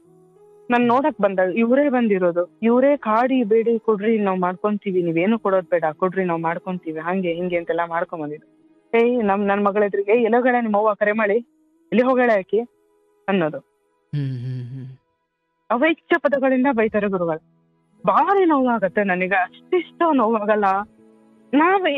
ಕಪ್ಪಿರೋದ್ ನನ್ ತಪ್ಪ. ಇವ್ರು ಬರ್ಲಿಲ್ಲ ಅಂದ್ರೆ ನಮ್ಮನ್ನ ಯಾರೋ ನೆಟ್ಟಗಿರೋರು ಬರ್ಲಿದ್ರು ಕುಂಟ್ರು ಕೊಡ್ರು ನಮ್ಮನ್ನ ಮದ್ವೆ ಮಾಡ್ಕೊಂಡ್ ಹೋಗೋರು. ನಾವೇನ್ ಇವ್ರ ಮನೆ ತನಕ ನಮ್ಮನ್ನ ಮದ್ವೆ ಮಾಡ್ಕೊಳ್ರಿ, ನಮಗ್ ಜೀವನ ಕೊಡಿ ಅಂತ ನಾವ್ ಬಂದಿರ್ಲಿಲ್ಲ. ಹೆಂಗೋ ನಮ್ ಮನೇಲಿ ಮಾಡ್ತೀವಿ. ಬಂದು ಇನ್ನೋಗಳ ನಿಮ್ಮವ್ವ ಕರೆ ಮಾಡಿ ಆಸ್ಪತ್ರೆ ಹೋಗಿರ್ತೈತ, ಯಾಕ ಆತರ ಮಾತಾಡ್ತೀಯ ಅಮ್ಮಂಗೆ, ಆಸ್ಪತ್ರೆಗೆ ಹೋಗೋಗಳ ನಿಮ್ಮವ್ವ, ಸೀಮೆ ತಿರ್ಕೊಂತ ಹೋಗೋಳ ನಿಮ್ಮವ್ವ. ಬಂದು ಡಾಕ್ಟರ್ ರಿಪೋರ್ಟ್ ತೋರ್ಸಿದ್ರು, ಅದನ್ನೇನ್ ತೋರ್ಸಕ್ ಬಂದಿ ಹೋಗು ಅನ್ನೋದು. ಒಂದು ಹಬ್ಬ ಹುಣ್ಮೇಲೆ ಒಂದು ಅಡುಗೆ ದೇವ್ರಿಗೆ ಒಂದು ಎಡೆ ಮಾಡಂಗಿಲ್ಲ ಗುರುಗಳೇ. ಎಷ್ಟು ಎಡೆ ಮಾಡೋದು, ಅಂತವು ಇಂಥವು ಅವ ಹಳ್ಳಿ ಲ್ಯಾಂಗ್ವೇಜ್ಗಳು ಗೊತ್ತಲ್ಲ ಗುರುಗಳೇ, ಅಷ್ಟು ವರ್ಷ ಬೈತಾರೆ. ಅದ್ರಲ್ಲೂ ಬಿಡು. ಆಮೇಲೆ ಸ್ವಲ್ಪ ಸೊಂಟ ಹುಷಾರಿಲ್ದಂಗ ಆಯ್ತು ಅವ್ರಿಗೆ, ನಮ್ಮ ಮಾವಂಗೆ ಬಿದ್ದು ಸ್ವಲ್ಪ ಸೊಂಟ ಎಲ್ಲ ನೋವಾಯ್ತು. ಆಮೇಲೆ ಆಸ್ಪತ್ರೆಗೆಲ್ಲ ಅಡ್ಮಿಟ್ ಮಾಡಿದ್ವಿ, ಫಿಸಿಯೋಥೆರಪಿ ಮಾಡಿಸಿದ್ವಿ. ಆಮೇಲೆ ಮಸಾಜ್ ನಾವ್ ಮನೇಲೆ ಮಸಾಜ್ ಮಾಡ್ಬೇಕು ಹಂಗೆ ಅಂತೆಲ್ಲ ಹೇಳಿದ್ವಿ. ನಮ್ಮ ಮನೆಯವ್ರಿಗೆ ಅಂದ್ರೆ ನಮ್ಮ ಮಾವ ಸ್ವಲ್ಪ ಹೊರಗಡೆ ಸ್ವಲ್ಪ ಹೆಂಗಸರು ಚಾಳಿ ಆತರ ಎಲ್ಲ ಸ್ವಲ್ಪ ಜಾಸ್ತಿ ಅವರಿಗೆ. ನಮ್ಮನೆಯವರು ನೀವೇ ಹೋಗ್ರಿ ಮಾಡ್ರಿ ಮಸಾಜ್ ಎಲ್ಲ ಮಾಡ್ರಿ ಅಂದ್ರೆ ಇಲ್ಲಪ್ಪ ನಾನ್ ಮಾಡಲ್ಲ ಅನ್ನೋರು. ನಮ್ಮ ಅತ್ತೆಗೆ ಅವ್ರಿಗೆ ಮಾಡಕ್ ಆಗ್ತಿರ್ಲಿಲ್ಲ, ಅವ್ರಿಗೂ ವಯಸ್ಸಾಗಿದೆ. ಅಟ್ಲೀಸ್ಟ್ ಬಿಡ್ರಿ ಅತ್ಲೆಗೆ ನಾನೇ ಮಾಡ್ತೀನಿ. ಮತ್ತೆ ನಮ್ಮಪ್ಪ ಇದ್ದಿದ್ರೆ ನಮ್ಮಪ್ಪನ ಸೇವೆ ಮಾಡ್ತಿರ್ಲಿಲ್ವಾ, ಬಿಡ್ರಿ ನಾನು ಅಟ್ಲೀಸ್ಟ್ ಇವ್ರು ಸೇವೆ ಮಾಡಿದ್ರೆ ನಮ್ಮಮ್ಮಂಗೂ ಎಲ್ಲೋ ಒಳ್ಳೆ ಸೊಸೆ ಸಿಗ್ತಾಳೆ, ಆ ಧರ್ಮಕ್ಕಾದ್ರೂ ನಮ್ಮಮ್ಮನ್ ಚೆನ್ನಾಗಿ ನೋಡ್ಕೊಂತಾಳೆ ಅಂತ ಹೇಳಿ. ನಮ್ಮ ಮನೆಯವ್ರಿಗೆ ಅದು ಇಷ್ಟ ಆಗ್ತಿರ್ಲಿಲ್ಲ. ಅಪ್ಪ ಅವ್ರು ಆತರ ಕೆಟ್ಟ ಬುದ್ಧಿ ತೋರಿಸ್ಕೊಂಡ್ರೆ ನಾನ್ ಮಾಡಲ್ಲ, ಅವ್ರು ಒಳ್ಳೆ ರೀತಿಲಿ ಇದ್ರೆ ನಾನು ಒಳ್ಳೆ ರೀತಿಲಿ ಇರ್ತೀನಿ. ಆತರ ನನ್ನ ಹತ್ರ ಏನಾದ್ರು ಕೆಟ್ಟ ಬುದ್ಧಿ ತೋರಿಸ್ಕೊಂಡ್ರೆ ನಾನು ನಿಮ್ಮ ಹತ್ರ ಹೇಳ್ತೀನಿ ಇಂದು. ಪೂರ್ತಿ ಏನು ಬಟ್ಟೆ ಇಲ್ದಲೆ ಹಂಗೆ ಮಲ್ಕೊಳ್ಳೋರು ಗುರುಗಳೇ. ನಮ್ಮಪ್ಪನ್ ತರ ಇವ್ರು ಅನ್ಕೊಂಡ್ ನಮ್ಮಪ್ಪನ್ ಸ್ಥಾನದಲ್ಲಿ ಇಟ್ಟು ನೋಡ್ಕೊಂಡು ನಾನು ಅವ್ರಿಗೆ ಮಸಾಜ್ ಮಾಡೋದು. ಮಾವಂಗೆ ಹೌದು. ಸೊಂಟಕ್ಕೆ ಕಾಲಿಗೆಲ್ಲ ಎಣ್ಣೆ ಹಚ್ಚಿ ಮಸಾಜ್ ಮಾಡೋದು, ಉಗುರು ಕಟ್ ಮಾಡೋದು ಕೂರಿಸ್ಕೊಂಡು ಎಲ್ಲಾ ಮಾಡ್ದೆ ಗುರುಗಳೇ. ಸೊಂಟ ಎಲ್ಲಾ ಹುಷಾರಾಯ್ತು. ಹುಷಾರಾಗೋವರ್ಗು ತಾಯಿ ಹಂಗವ ಹಿಂಗವ, ನಿನಗಿದೇ ತವ್ರ ಮನೆ ಅವ, ಇದೇ ಗಂಡ ಮನೆ ಅವ, ನೀನ್ ಎಲ್ಲೂ ಹೋಗ್ಬೇಡ ಅವ ನೀನು, ಹಂಗೆ ಹಿಂಗೆ ಅಂತೆಲ್ಲಾ ಹೇಳೋರು. ಸೊಂಟ ಹುಷಾರಿಲ್ದೆ ಇರು. ಹುಷಾರಾಗಿದ್ದೆ ತಡ ಗುರುಗಳೇ ಮತ್ತೆ ಶುರು ಹಚ್ಕೊಂಡ್ರು ಕೆಟ್ಟ ಕೊಳ್ಕ ಬೈಯೋಕೆ ಮಾಡಕ್ಕೆ. ಆಮೇಲೆ ಒಂದ್ಸಲ ನನ್ ಮಕ್ಳಿಗೆ ಇವಾಗ ಓದೋ ವಿಷಯದಲ್ಲಿ ಕಾಮನ್ ಅಲ್ಲ ಗುರುಗಳೇ, ಬೈಯೋದು ಸ್ವಲ್ಪ ಮಕ್ಳಿಗೆ ಕಲೀಲಿಲ್ಲ ಅಂದ್ರೆ ಡೇಟ್ ಹೊಡಿಯೋದು ಇದೆಲ್ಲ ಕಾಮನ್ ಅಲ್ವಾ. ಮಕ್ಳನ್ನ ಓದಿಸ್ತಿರ್ವಾಗ ಇವ್ ಓದೋದ್ ಕೇಳಿ ಕೇಳಿ ಸಾಕಾಗೋಗ್ಬಿಟ್ಟತ್ ನಮಗಂತೂ ಅನ್ನೋರು. ಆಮೇಲೆ ನಾನೊಂದ್ 2 ಏಟ್ ಹೊಡ್ದೆ ನನ್ ಮಗಳಿಗೆ, ಓದ್ಕೋ ಎಷ್ಟು ಹೇಳಿದ್ರು ಹಿಂಗೆ ಮಾಡ್ತೀಯ, ಕಲಿ ನೀಟಾಗಿ, ನಾನ್ ನಿಮ್ ಹತ್ರನೇ ಕೂರಕ್ಕಾಗತ್ತ ಬಂದು ಹಂಗೆ ಅಂತ.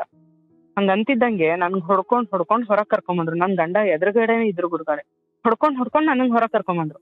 ಹೋಗು ನೀನು, ಹೋಗು ಆಚೆ ನೀನು ಹೋಗು ಅಂತ ಹೊಡೆದ್ರು ನನಗೆ. ಅಂದ್ರೆ ನಮ್ಮ ಮಾವ. ಮಾವ, ಹೌದು. ಹ್ಮ್ ಅದಕ್ಕೆ ನನ್ ಮಗಳನ್ನ ನಾನು ಒಬ್ಳೇ ಹೋಗಲ್ಲ, ಕಳ್ಸಿ ನನ್ ಮಗಳನ್ನ ಹೊರಗ್, ನಾನು ಹೋಗ್ತೀನಿ ಅಂತ ನನ್ ಮಗಳನ್ನ ಕರ್ಕೊಂಡೆ ಹೊರಗೆ. ಹ್ಮ್ ಬಿಡು ಅವಳನ್ ಕೈ ಬಿಡು ನೀನು ಅಂತ ನಮ್ಮ ಅತ್ತೆ ಅವಳನ್ನ ಹೇಳ್ಕೊಂಡ್ರು ಒಳಗೆ. ಹ್ಮ್ ಅಯ್ಯೋ ಅಂದ್ರೆ ಅದ್ರ ಅರ್ಥ ನೀನ್ ಹೋಗು, ಅವಳನ್ ಕಳ್ಸೀಚೆ ಒಳಗ್ ಕಳ್ಸು ಅಂತ ಅನ್ನೋ ತರ. ಹ್ಮ್ ನಂಗ್ ಬಹಳ ಬೇಜಾರಾಯ್ತು, ನಾನ್ ಬದುಕ್ಲೇ ಬಾರ್ದಪ್ಪ, ನನ್ಗೆ ಸಾಕಾಗಿ ಹೋಗ್ಬಿಟ್ಟಿದೆ ಜೀವನ ಅನ್ಕೊಂಡ್ ನನ್ ಮಕ್ಳು ಕರ್ಕೊಂಡ್ ನಾನು ಹೋದೆ ಗುರುಗಳೇ. ಒಳ್ಳೆ ಮಳೆ ಬರ್ತಾ ಇತ್ತು. ಇನ್ನ ನಮ್ಮೂರ್ ಹತ್ರ ಒಂದ್ ಕೆರೆ ಇದೆ, ಹತ್ತತ್ರ ಕೆರೆ ತನಕ ನನ್ ಕರ್ಕೊಂಡ್ ಹೋದೆ. ಆಮೇಲೆ ನನ್ ಮಗಳು ತುಂಬಾ ಹೆದರೋಕ್ ಶುರು ಮಾಡಿದ್ಲು, ಅಳೋಕ್ ಶುರು ಮಾಡಿದ್ಲು. ಅಮ್ಮ ಬೇಡ ಬಾ ಅಮ್ಮ, ಬೇಡ ಬಾ ಅಮ್ಮ.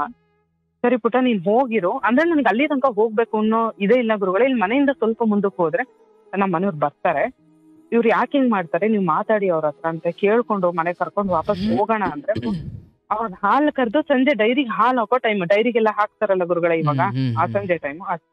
ನಾನ್ ಹೊರಗೆ ಹೋದ್ರೆ ಅವ್ರಪ್ಪ ನನ್ನ ಹೊಡೆದು ಹೊರಗೆ ಕಳ್ಸಿದ್ರೆ ಇವ್ರು ಡೈರಿಗೆ ಹಾಲು ಹಾಕಕ್ ಹಾಲು ತಗೊಂಡ್ ಹೋದ್ರು. ನನಗೆ ಅಯ್ಯೋ ದೇವ್ರೆ, ನಾನು ಇವ್ರಿಗೂ ಬೇಡವಾಗೋದ್ನ ಅಂತ ತೀರಾ ಮನ್ಸು ನೋವಾಗೋಯ್ತು ನನಗೆ.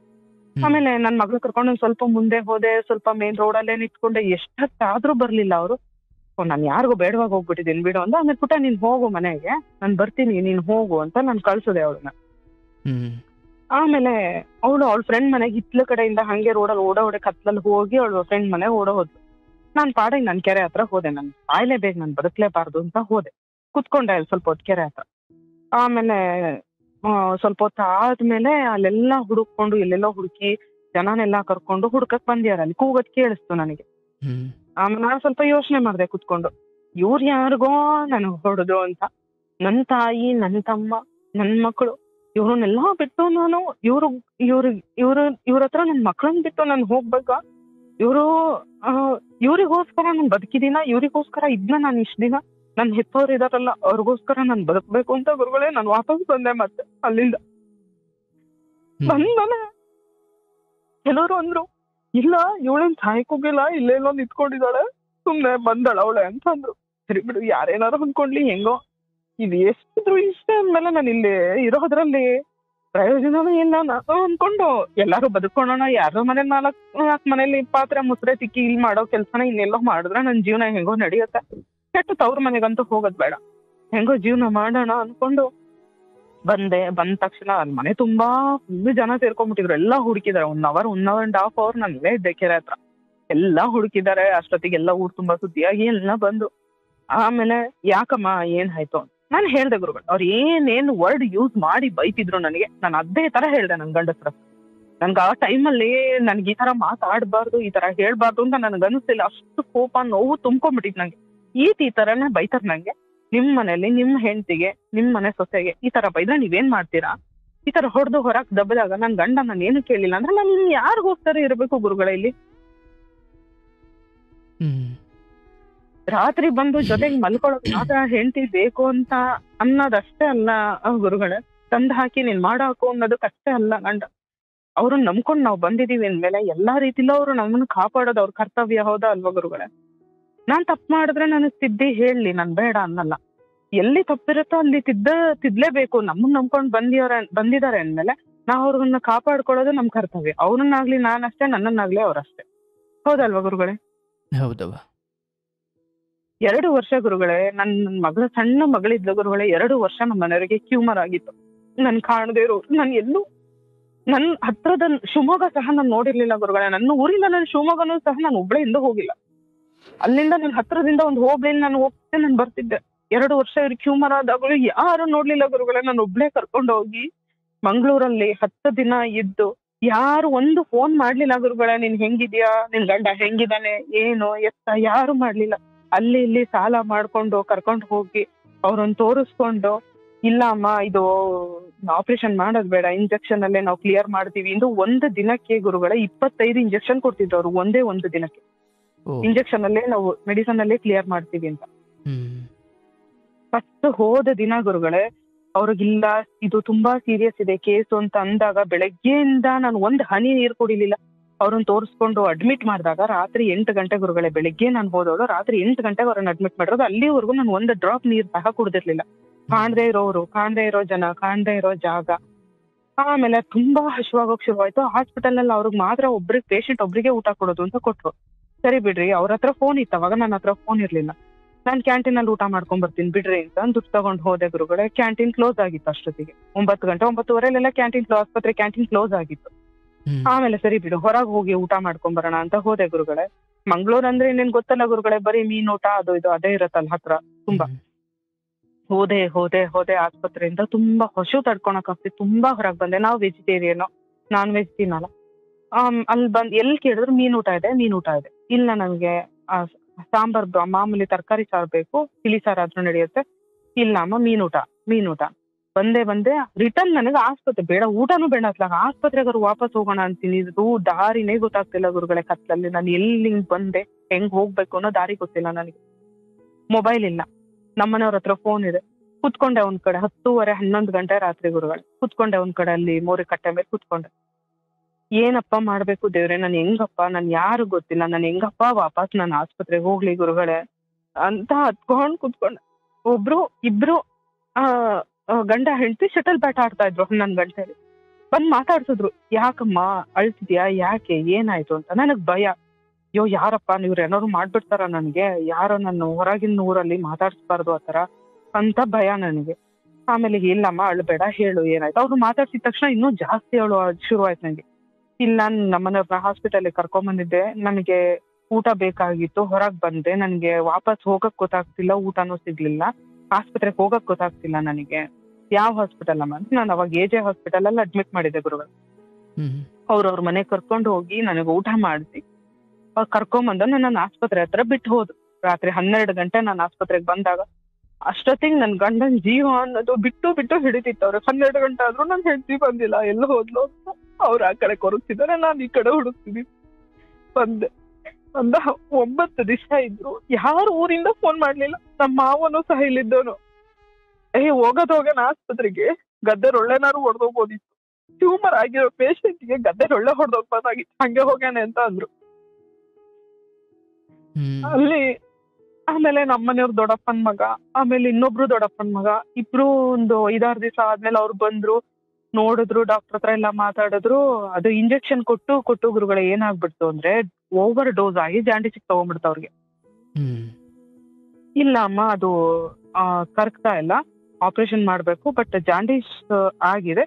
ಜಾಂಡೀಸ್ ಆದಾಗ ಅನಸ್ತೇಷಿಯಾ ಕೊಡಕ್ ಬರಲ್ಲ, ಅನಸ್ತೇಷಿಯಾ ತಗೊಳಲ್ಲ, ನೀವು ಕ್ಲಿಯರ್ ಮಾಡ್ಕೊಂಡ್ ಬನ್ನಿ ಜಾಂಡೀಸ್ ಅಂತ ಡಿಸ್ಚಾರ್ಜ್ ಮಾಡ್ಬೇಕು.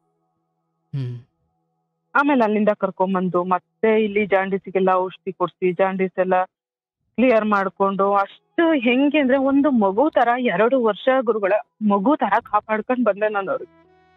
ಅಷ್ಟು ಮಾಡಿದ್ರು ನನ್ನ ಹೆಂಡತಿ, ಯಾರು ಏನಾದ್ರು ಆಗ್ಲಿ ನನ್ನ ಹೆಂಡತಿದ್ ಏನೂ ತಪ್ಪಿಲ್ಲ, ನಾನು ಇವಳನ್ನ ಕಾಪಾಡ್ಕೋಬೇಕು ಅನ್ನೋ ಯಾರು ಏನಂದ್ರೆ ನನ್ನ ಹಿಡ್ಕೊಂಡು ಹೊಡೆದ್ರು ಒಂದ್ ಮಾತು ಕೇಳ್ತಿರ್ಲಿಲ್ಲ ಗುರುಗಳವ್ರು. ಈ ಕ್ಷಣಕ್ಕೂ ಕೇಳಲ್ಲ, ಏನು ಏನಾರು ಅನ್ಕೊಡ್ಲಿ, ಸುಮ್ನಿರು ಅಂದ್ರು. ನನಗೂ ಕೊನೆಗೆ ತೀರಾ ತಲೆ ತಿರ್ಬಿಟ್ಟು ನಾನು ರಿವರ್ಸ್ ಆಗೋಕ್ ಶುರುವಾದೆ. ಯಾವಾಗ ಈ ಲಾಸ್ಟ್ ಇನ್ಸಿಡೆಂಟ್ ಆಯ್ತಲ್ಲ ಗುರುಗಳೇ, ಮನೆ ಹತ್ರ ಎಲ್ಲ ಜನ ಬಂದ ಎಲ್ಲ ಹೇಳಿದೆ ನಾನು. ಈ ತರನೇ ಬೈತಾರೆ, ಸೊಂಟದಿಂದ ಕೆಳಗೆ ಹಿಂಗೆ ಬೈತಾರೆ, ಯಾರು ಸೊಸೆಯರಿಗೆ ಈ ತರ ಎಲ್ಲ ಮಾತಾಡ್ತಾರೆ. ನನಗೊಂದು ಮರ್ಯಾದೆ ಇಲ್ವಾ? ನಾನು 17 ವರ್ಷಕ್ಕೆ ಮದುವೆ ಆದ್ರೆ ಇವ್ರಿಗೆ ಮೊಮ್ಮಗಳ ಸಮಾನ ಗುರುಗಳೇ, ಸೊಸೆ ಎಲ್ಲ ಮೊಮ್ಮಗಳು, ಇವ್ರು ಏಜಲ್ಲಿ ಇವ್ರಿಗೆ ಮೊಮ್ಮಗಳ ಸಮಾನ. ಈ ತರ ಎಲ್ಲ ಮಾತಾಡ್ತಾರಲ್ಲ, ನಾನು ಏನ್ ಮಾಡಿದೀನಿ? ನಾನು ಒಂದು ಉಣ್ಣದ್ ತಪ್ಪು, ಒಂದು ಉಡದ್ ತಪ್ಪು, ಒಂದು ಆಸ್ಪತ್ರೆಗೆ ಹೋಗಂಗಿಲ್ಲ, ಪಕ್ಕದ ಮನೆಗೆ 6 ತಿಂಗಳು ತುಂಬ್ತು ಅಂದ್ರೆ ನಾನು ಪಕ್ಕದ ಮನೆಗೂ ಸಹ ಹೋಗಂಗಿಲ್ಲ ಗುರುಗಳು. ಯಾಕೆ ಹೋಗ್ತೀಯ? ಯಾರು ಅವ್ರು ತೀಟೆ ಪೋಟಿ ಮಾಡ್ತಾರೆ, ಯಾಕೆ ಹೋಗ್ಬೇಕು ಹಂಗೆ.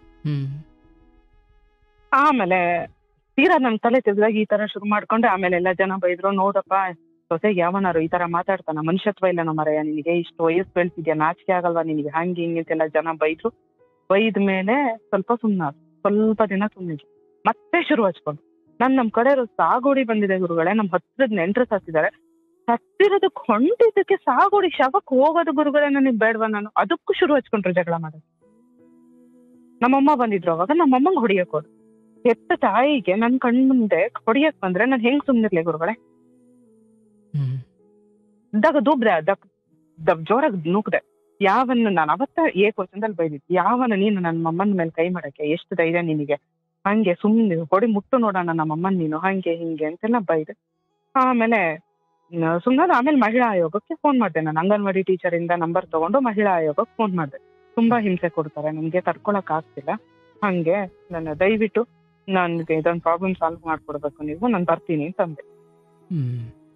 ಆಮೇಲೆ ಏನೇನೋ ಮಾಡಿ ಅವತ್ತು ಇಲ್ಲಮ್ಮ ನೀವು ಬನ್ನಿ, ಒಂದೇ ಸಲ ಕಂಪ್ಲೇಂಟ್ ಎಲ್ಲ ಮಾಡೋದ್ ಬೇಡ, ನೀವು ಒಂದ್ಸಲ ನೀವು ಬನ್ನಿ ಫಸ್ಟ್ ಇಲ್ಲಿಗೆ, ನಾವು ಅವ್ರನ್ನ ಕರೆಸ್ಕೊಂತೀವಿ ಅಂದ್ರು.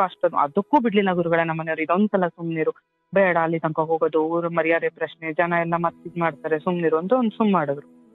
ಮತ್ ನನಗ್ ತೀರಾ ಅಲ್ಲಿಂದ ನಮ್ಮ ಅತ್ತೆ ನೋಡ್ ಗಂಡನ್ ಸಪೋರ್ಟ್.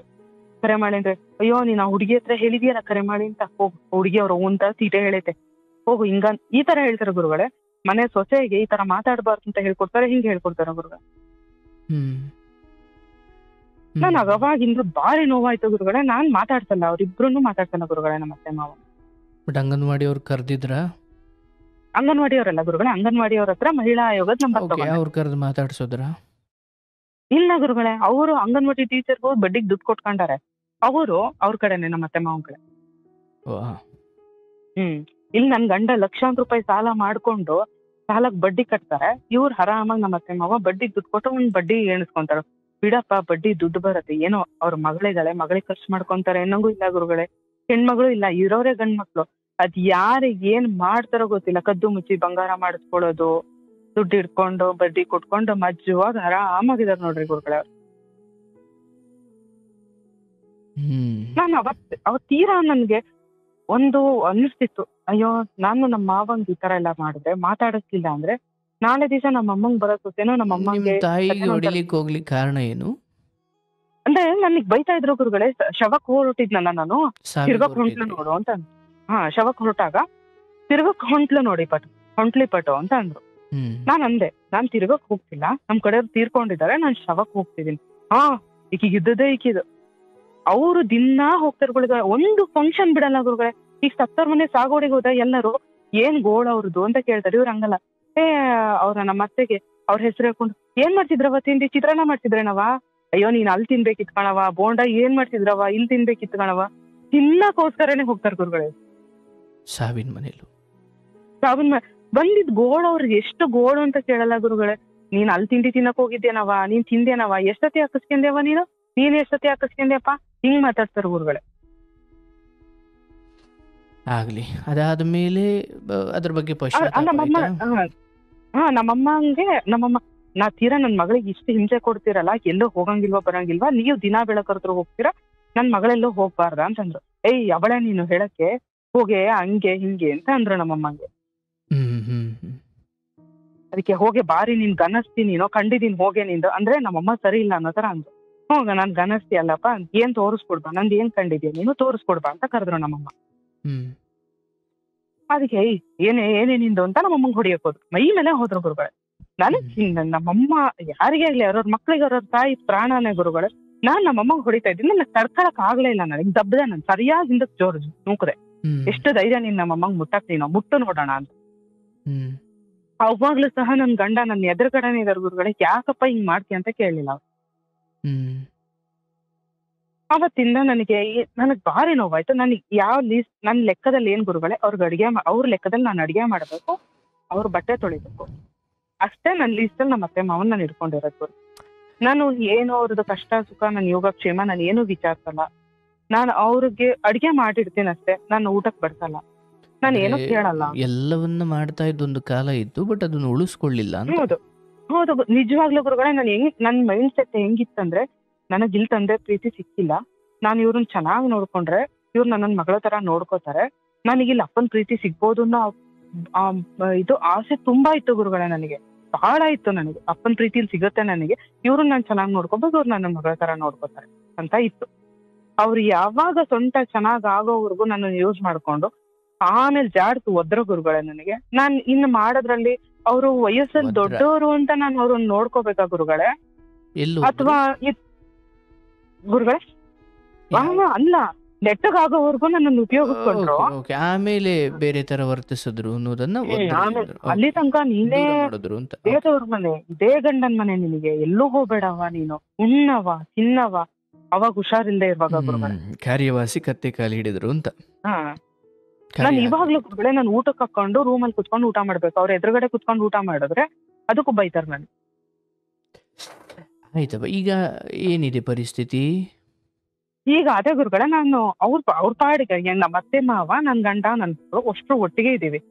ಬಟ್ ಅವ್ರ ಜೀವನ ಅವರೇ ಒಂಥರ, ಈಗ ನನ್ ಜೀವನ ನಮ್ದೇ ಒಂಥರ. ನಾನು ಅವ್ರನ್ನ ಮಾತಾಡ್ಸಲ್ಲ, ನಮ್ಮ ಅತ್ತೆ ಮಾವನ್ ಇಬ್ರುನು ಮಾತಾಡ್ಸಲ್ಲ ಗುರುಗಳೇ. ಅದ್ ನನಗ್ ಒಂದೊಂದ್ಸಲ ಹೆಂಗ ಅನ್ನತ್ತೆ, ಗಿಲ್ಟ್ ಫೀಲ್ ಕಾಡ್ತಾ ಇರತ್ತೆ. ಅಯ್ಯೋ ನಾನ್ ತಪ್ಪು ಮಾಡ್ತಾ ಇದ್ದೀನ, ನನಗ್ ಅವ್ರು ಹುಷಾರಿಲ್ಲ ಅಂದ್ರೆ ನಾನ್ ಕೇಳ್ಬೇಕನ್ನಪ್ಪ, ನಾನ್ ಕೇಳ್ದೆ ಇದ್ದು ತಪ್ಪು ಮಾಡ್ತಿದ್ದೀನ. ಅವ್ರು ಅಲ್ಲೇ ನನ್ನ ಎದುರುಗಡೆನೆ ಬಂದ್ರು ನಾನು ಊಟಕ್ಕೆ ಬಡ್ಸಲ್ಲ ಗುರುಗಳೇ. ಅವರೇ ಬಂದು ಬಡ್ಸ್ಕೊಂಡು ಊಟ ಮಾಡ್ತಾರೆ. ನಮ್ಮ ಅತ್ತೆ ಇಲ್ದೇ ಇರುವಾಗ ನಮ್ಮ ಅವ ನಾನ್ ಬಡ್ಸಲ್ಲ.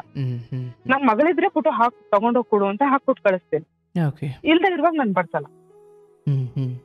ಇದು ನಾನ್ ಮಾಡ್ತಿರೋ ತಪ್ಪೋ ಸರೇನೋ ನನಗೆ ಅರ್ಥ ಆಗ್ತಿಲ್ಲ ಗುರುಗಳೇ. ನನಗೆ ಹೆಂಗೆ, ಅಯ್ಯೋ ನನಗೂ ನನ್ನ ತಮ್ಮಂಗೆ ನನ್ ಹೆಂಡತಿ ಬಂದಿದ್ದಾಳೆ, ನನ್ನ ತಮ್ಮನ್ ಮದುವೆ ಆಗಿದೆ. ನಾನ್ ಈ ತರ ಮಾಡಿದ್ರೆ ಕರ್ಮ ರಿಟರ್ನ್ಸ್ ಅಂತಾರಲ್ಲ, ಆ ತರ ಏನಾದ್ರು ನನ್ನ ತಮ್ಮ ಹೆಂಡತಿನೂ ನಮ್ಮಮ್ಮಂಗ್ ಹಂಗೆ ಮಾಡ್ಬಿಡ್ತಾಳ. ನಮ್ಮಮ್ಮ ಅಂದ್ರೆ ನನಗಿಂತ ಹೆಚ್ಚಿಗೆ ನೋಡ್ಕೊಂತಾರ ಗುರುಗಳೇ. ನನ್ ಮಗಳು ಅನ್ನೋದಕ್ಕಿಂತ ಹೆಚ್ಚಿಗೆ ನನ್ನ ಅವ್ಳ ಸೊಸೆ ಮೇಲೆ ಪ್ರೀತಿ ಜಾಸ್ತಿ ನಮ್ಮಮ್ಮಂಗೆ. ನನ್ನನ್ನು ಒಂಚೂರು ನೆಗ್ಲೆಕ್ಟ್ ಮಾಡ್ತಾರ ಸೊಸೆ ಬಂದ್ಮೇಲೆ, ಸ್ವಲ್ಪ 0.1 ಪಾಯಿಂಟ್ ನೆಗ್ಲೆಕ್ಟ್ ಮಾಡ್ತಾರೆ. ಸೊಸೆ ಅಂದ್ರೆ ಅಷ್ಟು ಆಸೆ ನಮ್ಮಮ್ಮಂಗೆ. ಸೊ ಈಗ ಈ ಕುರಿತು ಧರ್ಮ ಏನಿದೆ ಅಂತ? ಹೌದು ಗುರುಗಳೇ, ನಾನ್ ಹೆಂಗೆ ನಾನು ಈ ತರ ಅವ್ರನ್ನ ಮಾತಾಡ್ಸೋದ್ ಬಿಟ್ಟಿರೋದು, ಅವರು ಊಟಕ್ಕೆ ಅಡ್ಗೆ ಮಾಡ್ತೀನಿ ನಾನು, ತಿನ್ನೋದ್ರಲ್ಲಿ ಒಂದು ಚೂರು ನನ್ ಗೋಬಿನೋ ಪಾನಿಪುರಿ ಏನೋ ತರ್ಸಿದ್ರೆ ನಾನು ಅಷ್ಟ್ರಿಗೂ ಸೇರ್ಸೇ ತರಿಸ್ತೀನಿ ಗುರುಗಳೇ. ಅದಕ್ಕೂ ಬೈತಾರ ಅವರು, ಹೊರಗಿಂದ ತರ್ಸಿ ತಿಂತಾವೆ ಅಂತವು ಇಂತವು. ಬೈದ್ರು ಪರವಾಗಿಲ್ಲ, ತಿನ್ನೋದ್ರಲ್ಲಿ ನಾನು ಭೇದ ಮಾಡಬಾರ್ದು. ನೀವು ಬೈದಾದ್ರೂ ತಿನ್ರಿ ಅಂತ ಕೊಟ್ಟು ಕಳಿಸ್ತೀನಿ ನಾನು. ಸಂತೋಷ. ಬಹುಶಃ ಇಷ್ಟೆಲ್ಲ ನೋವು ಅನುಭವಿಸಿದ ಮೇಲೂ ಕೂಡ, ಇಷ್ಟೆಲ್ಲ ಅವರಿಂದ ನೋವು ತಿಂದಾದ ಮೇಲೂ ಸ್ವಯಂ ಅಂಥದ್ದೊಂದು ಪಶ್ಚಾತ್ತಾಪದ ಪ್ರಶ್ನೆ ಬರೋದು ನಿಮ್ಮಂಥ ಸಜ್ಜನರಿಗೆ ಸಾಮಾನ್ಯ. ಅದು ಧರ್ಮ ಕೂಡ ಹೌದು. ಅದರಲ್ಲಿ ನೀನು ಭಾಳ ದೊಡ್ಡ ಮನುಷ್ಯ ಅದೇ. ಇರಲಿ, ನಾನು ಆ ಧರ್ಮವನ್ನು ಕಡೆಗೆ ನಿಶ್ಚಯ ಮಾಡಿಕೊಡ್ತೀನಿ. ಬಟ್ ಅದಕ್ಕೂ ಮೊದಲು ನೀನು ನನ್ನ ಪ್ರಕಾರ ತುಂಬ ಹೆಣ್ಣು ಮಕ್ಕಳಿಗೆ ಮಾದರಿನವ. ಯಾಕಂದರೆ ನೋಡಿ, ನಿಮ್ಮ ಬಾಲ್ಯದ ಜೀವನದಲ್ಲಿ ತಂದೆಯಿಂದ ಪ್ರೀತಿ ಸಿಗಲಿಲ್ಲ, ಓಕೆ ಫೈನ್, ಅಲ್ಲಿ ಯಾವ ನಷ್ಟವೂ ಆಗಲಿಲ್ಲ ತಂದೆ ತೀರು ಹೋದ ಮೇಲೆ. ಯಾಕಂದರೆ ಸ್ವಯಂ ಪ್ರೀತಿ ಇದೆ ಅಂತ ಎಂದೂ ಅನುಭವಕ್ಕೆ ಬರದೇ ಇರೋದು ಹೊರತು, ಪ್ರೀತಿ ಅನುಭವಕ್ಕೆ ಬಂದಿಲ್ಲದ ಹೊರತು ಅದು ನಾಶವಾದ ದಿನವೂ ಕೂಡ ನಿಮ್ಗೆ ಅರಿವಿಗೆ ಬರಲ್ಲ. ನೋವಿದ್ರೆ, ಗಾಯ ಆಗಿದ್ರೆ ವಾಸಿ ಆಯ್ತು, ಒಂದು ಗಾಯನೇ ಆಗಿಲ್ಲ ಅಂದ್ರೆ ವಾಸಿ ಆಗೋ ಮಾತೆಲ್ಲ ಬಂತು.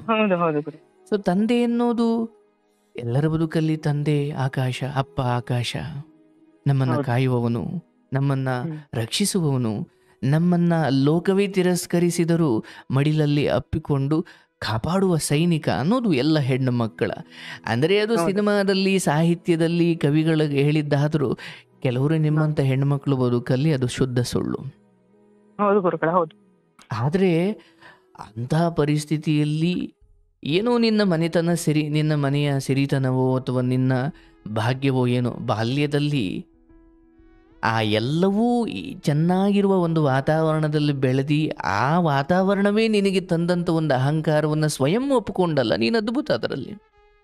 ಯಾಕಂದ್ರೆ ನೀನು ಅದನ್ನ ಈಗ್ಲೂ ಹೇಳ್ತೀನಿ ಗುರುಗಳೇ ನಮ್ಮಮ್ಮಂಗೆ, ಅಮ್ಮ ನಾನ್ ನಿನಗೆ ಅಷ್ಟು ನೋವು ಮಾಡಿದ್ನಲ್ಲ ಅಮ್ಮ, ದೇವ್ರ ಅದಕ್ಕೆ ನನ್ಗೆ ಈ ಶಿಕ್ಷೆ ಕೊಟ್ನ ಅಮ್ಮ, ನಾನ್ ತಪ್ಪಾಯ್ತು ಅಂತ ಕೇಳ್ಕೊಂತೇನ ಅಮ್ಮ, ನಾನ್ ದಯವಿಟ್ಟು ಅಮ್ಮ ನನ್ನಿಂದ ನೋವಾಗಿದೆ ಅಮ್ಮ, ನಿನಗೆ ನೀನ್ ಹ್ಞೂ ಮಕ್ಳಿಗೆ ಕ್ಷಮಿಸಿದೀನಿ ಅಮ್ಮ, ನನ್ಗೆ ಅಲ್ಲಿಂದ ಮೋಸ್ಟ್ಲಿ ಪಾಪ ಕಡಿಮೆ ಆಗತ್ತೆ ಅನ್ಸುತ್ತಮ್ಮ, ನನ್ ತಪ್ಪಾಯ್ತಮ್ಮ ಅಂತಾನೆ ಕೇಳ್ಕೊಂತೀನಿ. ಆಗಲ್ವಾ, ನನ್ಗೆ ಅರ್ಥವಾಗುತ್ತೆ. ಆದರೆ ನೀನು ಯಾವ ವಿಚಾರದಲ್ಲಿ ಅದ್ಭುತ ಅಂದರೆ, ಹೇಗೆ ಆ ತವರು ಮನೆಯಲ್ಲಿ ಅಷ್ಟು ಸ್ವಲ್ಪ ನೀನೇ ಹೇಳ್ದಂಗೆ ಅಹಂಕಾರ, ಅಡುಗೆ ಮಾಡ್ಲಿಕ್ಕೆ ಬರಲ್ಲ, ಬಟ್ಟೆ ಒಗಿಲಿಕ್ಕೆ ಬರಲ್ಲ, ನೆಲ ಒರೆಸ್ಲಿಕ್ಕೆ ಬರಲ್ಲ, ಅಥವಾ ಬಂದರೂ ಮಾಡುವ ಇಚ್ಛೆ ಇಲ್ಲ, ಯಾವಾಗಲೂ ಎದ್ದೆ, ಯಾವಾಗಲೂ ಮುಖ ತೊಳ್ಕೊಂಡೆ, ಯಾವಾಗಲೂ ಸ್ಕೂಲ್ಗೆ ಹೋದೆ, ಯಾವಾಗಲೂ ಬಂದೆ, ಯಾವಾಗಲೂ ಉಂಡೆ, ಯಾವಾಗಲೂ ಮಲ್ಕೊಂಡೆ, ಹೀಗೆ ಲೋಕದ ಕಷ್ಟಗಳನ್ನೇ ಮೈಗಂಟಿಸಿಕೊಳ್ಳಲಿಕ್ಕೆ ನಿನ್ನ ಮನಸ್ಸು ಒಪ್ಪದೇ ಇರುವಂತಹ ಸುಖದ ಜೀವನದ ನಂತರ ಭಗವಂತ ಸಡನ್ನಾಗಿಂಥದ್ದೊಂದು ತುಂಬ ಮನಸ್ತಾಪಗಳಿರುವ, ತುಂಬ ವಿರೋಧವಿರುವ ಜಾಗಕ್ಕೆ ತಳ್ಳಿದಾಗ ನೀನಲ್ಲಿ ಅಸ್ತಿತ್ವವನ್ನು ಕಾಪಾಡ್ಕೊಂಡಿದ್ದೀಯಲ್ಲ. ಅಂದರೆ ಸತಿ ಸಾವಿತ್ರಿ ತನ್ನ ಗಂಡನನ್ನ ಸಾವಿನಿಂದ, ಯಮಧರ್ಮನ ಜೊತೆ ಹೋರಾಡಿ ಸಾವಿನಿಂದ ತಪ್ಪಿಸ್ಕೊಂಡು ತನ್ನ ಗಂಡನನ್ನು ಕರ್ಕೊಂಡು ಬಂದ್ಲಲ್ಲ, ಹಾಗೆ ನೀನು ಆ ಆಸ್ಪತ್ರೆಯಲ್ಲಿ ಹೋಗಿದ್ದು, ನಿನ್ನ ಹಸಿವನ್ನು ಮರೆತು ಗಂಡನಿಗೋಸ್ಕರ ಆ ಮಟ್ಟಿನ ಸಮರ್ಪಣೆ ಮಾಡಿಕೊಂಡಿದ್ದು, ಅಂದರೆ ನೀನು ತವರು ಮನೆಯಲ್ಲಿದ್ದ ವ್ಯಕ್ತಿತ್ವ ತಗೊಂಡ್ರೆ ಇಷ್ಟೆಲ್ಲ ಮಾಡಿದೀಯ ಅಂದಾಗ ಅದೊಂದೊಳ್ಳೆ ಸಿನಿಮಾ ಥರ ಕಾಣ್ತಾ ಇದೆ ನಮಗೆ. ಅಂದ್ರೆ ಹೌದು ಗುರುಗಳೇ. ಇಲ್ಲಿದ್ದ ಕ್ಯಾರೆಕ್ಟ್ರು ಸಡನ್ ಆಗಿ ಹ್ಮ್. ಆ ಸಾವಿತ್ರಿಯ ಹಾಗೆ ತನ್ನ ಗಂಡನ ಪ್ರಾಣ ಉಳಿಸ್ಕೊಳ್ಳಿಕ್ಕೆ ಏನು ಮನೆಯಿಂದ ಅಂಗಡಿಗೆ ಹೋಗದೆ ಇರೋ ಒಂದು ಹೆಣ್ಮಗಳು ದೂರದ ಮಂಗಳೂರಿಗೆ ಹೋಗಿ ರಾತ್ರಿ ಗೊತ್ತಿಲ್ಲದ ಜಾಗ, ಗೊತ್ತಿಲ್ಲದ ಜನರು ಅಥವಾ ಆ ವಾತಾವರಣದಲ್ಲಿ ಹೋರಾಡಿ ಗಂಡನಿಗೆ ಧೈರ್ಯ ತುಂಬಿ ಗಂಡನನ್ನೇ ಕಣ ಕಣಗಳಲ್ಲೂ ತುಂಬಿಕೊಂಡಾಗ ಮಾತ್ರ ಆ ಹೆಂಡತಿಗೆ ತನ್ನ ಹಸಿವು ಕೂಡ ನೆನಪಾಗಲ್ಲ. ಹ್ಮ್. ಅಂಥ ಹೆಣ್ಣಾಗಿ ತನ್ನ ಗಂಡ ದಡ್ಡ ಅನ್ನೋ ಕಾರಣಕ್ಕೆ ಅದನ್ನೇ ಬಳಸಿಕೊಂಡು ಎಷ್ಟು ಜನ ಅಕ್ರಮದ ಹಾದಿ ತೊಳೆದಿಲ್ಲವ. ಅಂದರೆ ಹೌದು ಗುರುಗಳೇ. ಹೀಗೆ ಗಂಡ ಲೋಕದಲ್ಲಿ ಒಂದು ಮಟ್ಟಿಗೆ ಬುದ್ಧಿವಂತನಾದರೂ ಕೂಡ ನೀನೇ ಹೇಳಿದ ರೀತಿಯಲ್ಲಿ ನೋಡೋದಾದರೆ ಆತ ಹ್ಮ್. ಬಹುಶಃ ಒಂದು ರೀತಿ ಬುದ್ಧಿವಂತನೂ ಅಲ್ಲ, ದಡ್ಡನೂ ಅಲ್ಲ. ಹೌದು ಗುರುಗಳೇ, ಆ ಈ ತರ ರೀತಿ ಅದು. ಇದ್ದಾಗಲೂ ಬಟ್ ಯಾರು ಹೇಳಿದ ಮಾತು ಕೇಳಲ್ಲ ಗುರುಗಳೇ. ಅವರು ದುಡಿಮೆ ತುಂಬಾ ಚೆನ್ನಾಗಿ ದುಡಿಮೆ ಮಾಡ್ತಾರೆ.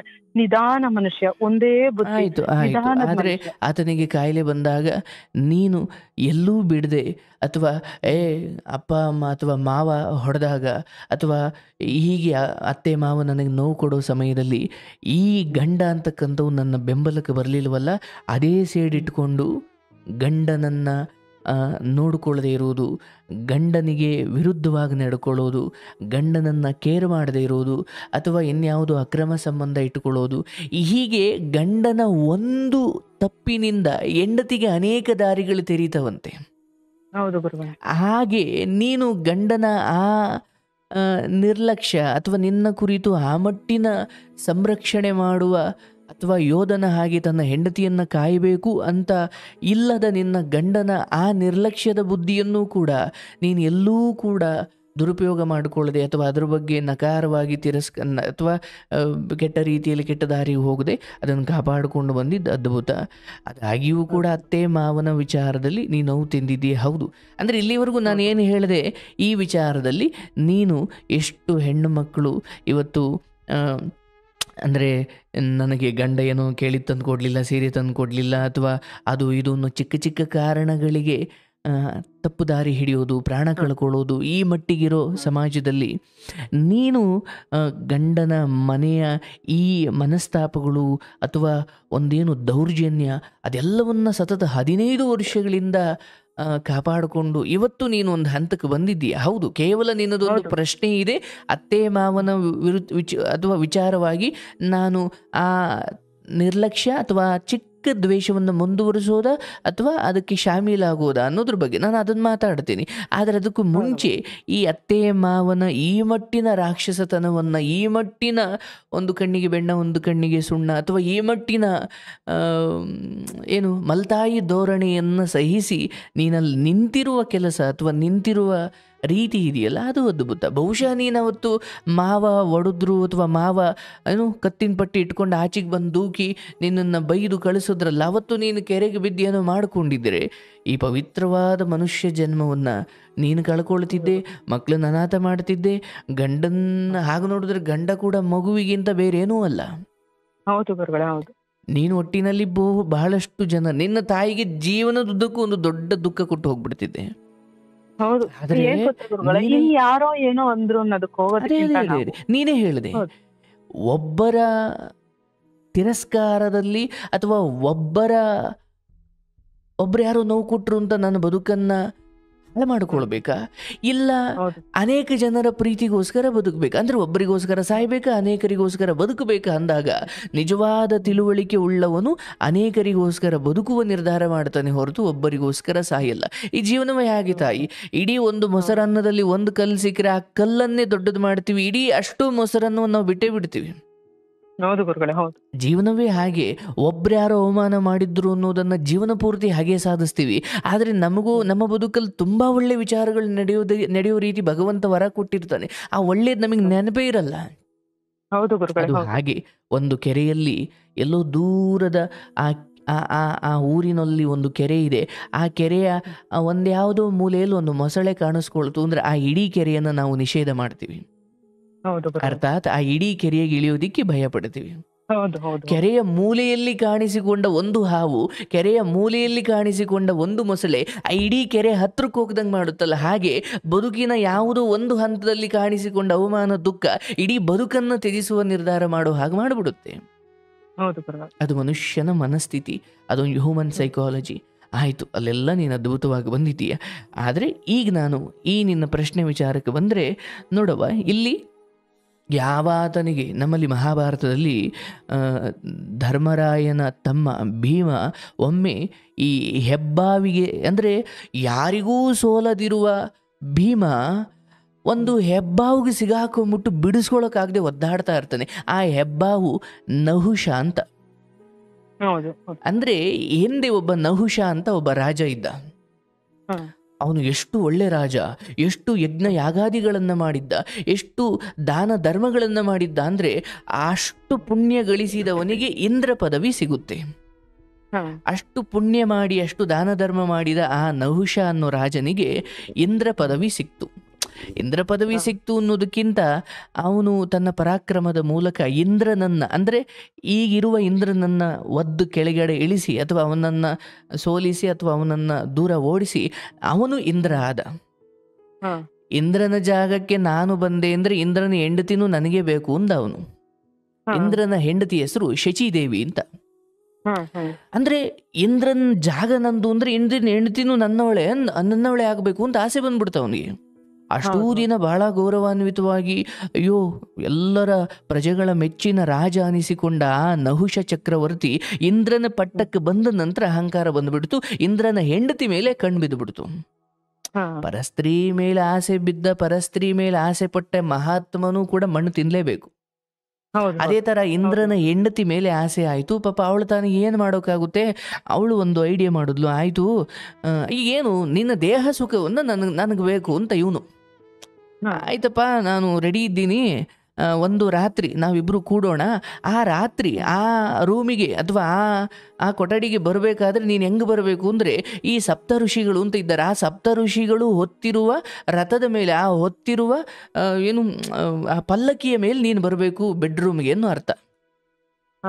ನೋಡಿ, ಹೆಣ್ಣಿನ ಮೇಲಿನ ಆಸೆಗೋಸ್ಕರ ಮಹರ್ಷಿಗಳನ್ನು ನನ್ನನ್ನು ಹೊತ್ತುಕೊಂಡು ಆ ಬೆಡ್ರೂಮ್ವರೆಗೂ ನೀವು ಹೋಗ್ಬೇಕು, ಯಾಕಂದ್ರೆ ಅವಳು ಹೇಳಿದ್ದಾಳೆ ಅಂತ ಇವನು ಸಪ್ತರ್ಷಿಗಳಿಗೆ ಆರ್ಡರ್ ಮಾಡಿಬಿಟ್ಟ. ಅಯ್ಯೋ, ಅವರು ಋಷಿಗಳು, ಭಗವಂತನೂ ಕೂಡ ಅವ್ರಿಗೆ ಶರಣಾಗ್ತಾನೆ, ಅಂಥ ಋಷಿಗಳಿಗೆ ನಾನು ಇಂಥ ಕೆಲಸ ಹೇಳೋದಂತ ಯೋಚನೆ ಮಾಡಲಿಲ್ಲ. ನನಗೆ ಆ ಹೆಣ್ಣು ಬೇಕು ಅನ್ನೋ ಆ ಮೋಹದಲ್ಲಿ ಇದನ್ನೂ ಕೂಡ ಅವನು ಹೇಳ್ಬಿಟ್ಟ ಆ ಋಷಿಗಳಿಗೆ. ಆಯ್ತಪ್ಪ, ಏನೋ ಇಂದ್ರ ಹೇಳಿದ್ದಾನೆ ಅಂತ ಅವರು ರೆಡಿ ಆಗ್ಬಿಟ್ರು. ಅವರು ಒತ್ಕೊಂಡು ಇವನನ್ನು ಹೋಗ್ತಾ ಇದ್ರು. ಅಂದರೆ ಅವಳು ಕಾಯ್ತಿದ್ದಾಳೆ, ಇವನು ಅಲ್ಲಿಗೆ ಹೋಗ್ತಾ ಇದ್ದಾನೆ. ಈ ಒತ್ಕೊಂಡಿರೋರಲ್ಲಿ ಸಪ್ತರ್ಷಿಗಳಲ್ಲಿ ದೂರ್ವಾಸ ಮುನಿಗಳು ಅಂತ ಒಬ್ಬರಿದ್ರು. ಅವರು ಮಹಾನ್ ಕೋಪಿಷ್ಟರು, ಮಹಾನ್ ತಪಸ್ವಿಗಳು. ಹಿಂಗೆ ಅಹಂಕಾರದಲ್ಲಿ ಮಲಗಿದ್ದ. ಹಿಂಗೆ ಅವನ ಕಾಲು ಹೋಗಿ ಅವರ ಹೆಗಲು ಒತ್ಕೊಂಡಿದ್ನಲ್ಲ, ಆ ಹೆಗಲಿಗೆ ತಗಲು ಬಿಡ್ತು. ಕೋಪ ಬಂತು ನೋಡಿ, ಅಲ್ಲಿ ಮುಗೀತು ಅವನ ಕತೆ. ನೀನು ಹಾಳಾಗಿ ಹೋಗು, ಹಾವಾಗಿ ಹೋಗು ಅಂತ ಶಾಪ ಕೊಟ್ಬಿಟ್ರು. ಅಲ್ಲಿ ಹೆಣ್ಣಿನ ಸುಖಕ್ಕೆ ಹೋಗ್ತಿದ್ದವನಿಗೆ ಇಲ್ಲಿ ಇಂಥದ್ದೇನು, ಅಯ್ಯೋ ಇಂಥ ಮಹಾತ್ಮರ ಮೇಲೆ ಏನು ಒರೆಸ್ಕೊಂಡು ನಾನು ಅಂಥ ದೇಹ ಸುಖಕ್ಕೋಸ್ಕರ ಇಂಥ ಮಹಾತ್ಮರಿಗೆ ಇದನ್ನ ಹೇಳ್ಬೇಕಾ ಅಂತ ಅವನು ಯೋಚನೆ ಮಾಡಲಿಲ್ಲ. ಅಂಥ ಸುಖದ ಆಸೆಗೆ ಅಂತ ಒಂದು ತಪ್ಪು ಮಾಡಿಬಿಟ್ಟಿದ್ದ. ಶಾಪ ಕೊಟ್ಬಿಟ್ರು, ನೀನು ಹಾವಾಗಿ ಹೋಗು ಅಂತ. ಹಾಗೆ ಇಂದ್ರಲೋಕದಿಂದ ಹಾವಾಗಿ ಬಿದ್ದವನು ಇಲ್ಲಿ ಈ ಕಾಡಲ್ಲಿ ಓಡಾಡ್ತಿದ್ದ ಶಾಪಕ್ಕೊಳಗಾಗಿ, ಹೆಬ್ಬಾವಾಗಿ. ಆ ಹೆಬ್ಬಾವಿಗೆ ಸಿಗಾಕೊಂಡವನು ಭೀಮ. ಮತ್ತೆ ಈ ಕತೆ ಇಲ್ಲಿಗೆ ಬಂತೀಗ. ಹಿಂದೆ ಎಷ್ಟೋ ವರ್ಷಗಳ ಹಿಂದೆ ಶಾಪಕ್ಕೆ, ದೂರ್ವಾಸರಿಂದ ಶಾಪಕ್ಕೊಳಗಾಗಿ ಈ ಪಾಂಡವರು ವನವಾಸದಲ್ಲಿದ್ರಲ್ಲ, ಈ ದ್ರೌಪದಿ ಸೀರೆ ಎಳೆದು ಅದ್ರಲ್ಲಿ ದೂತದಲ್ಲಿ ಸೋತು ಇಲ್ಲಿಗೆ ಬಂದಿದ್ರಲ್ಲ, ಪಗಡೆ ಆಟದಲ್ಲಿ ಸೋತು.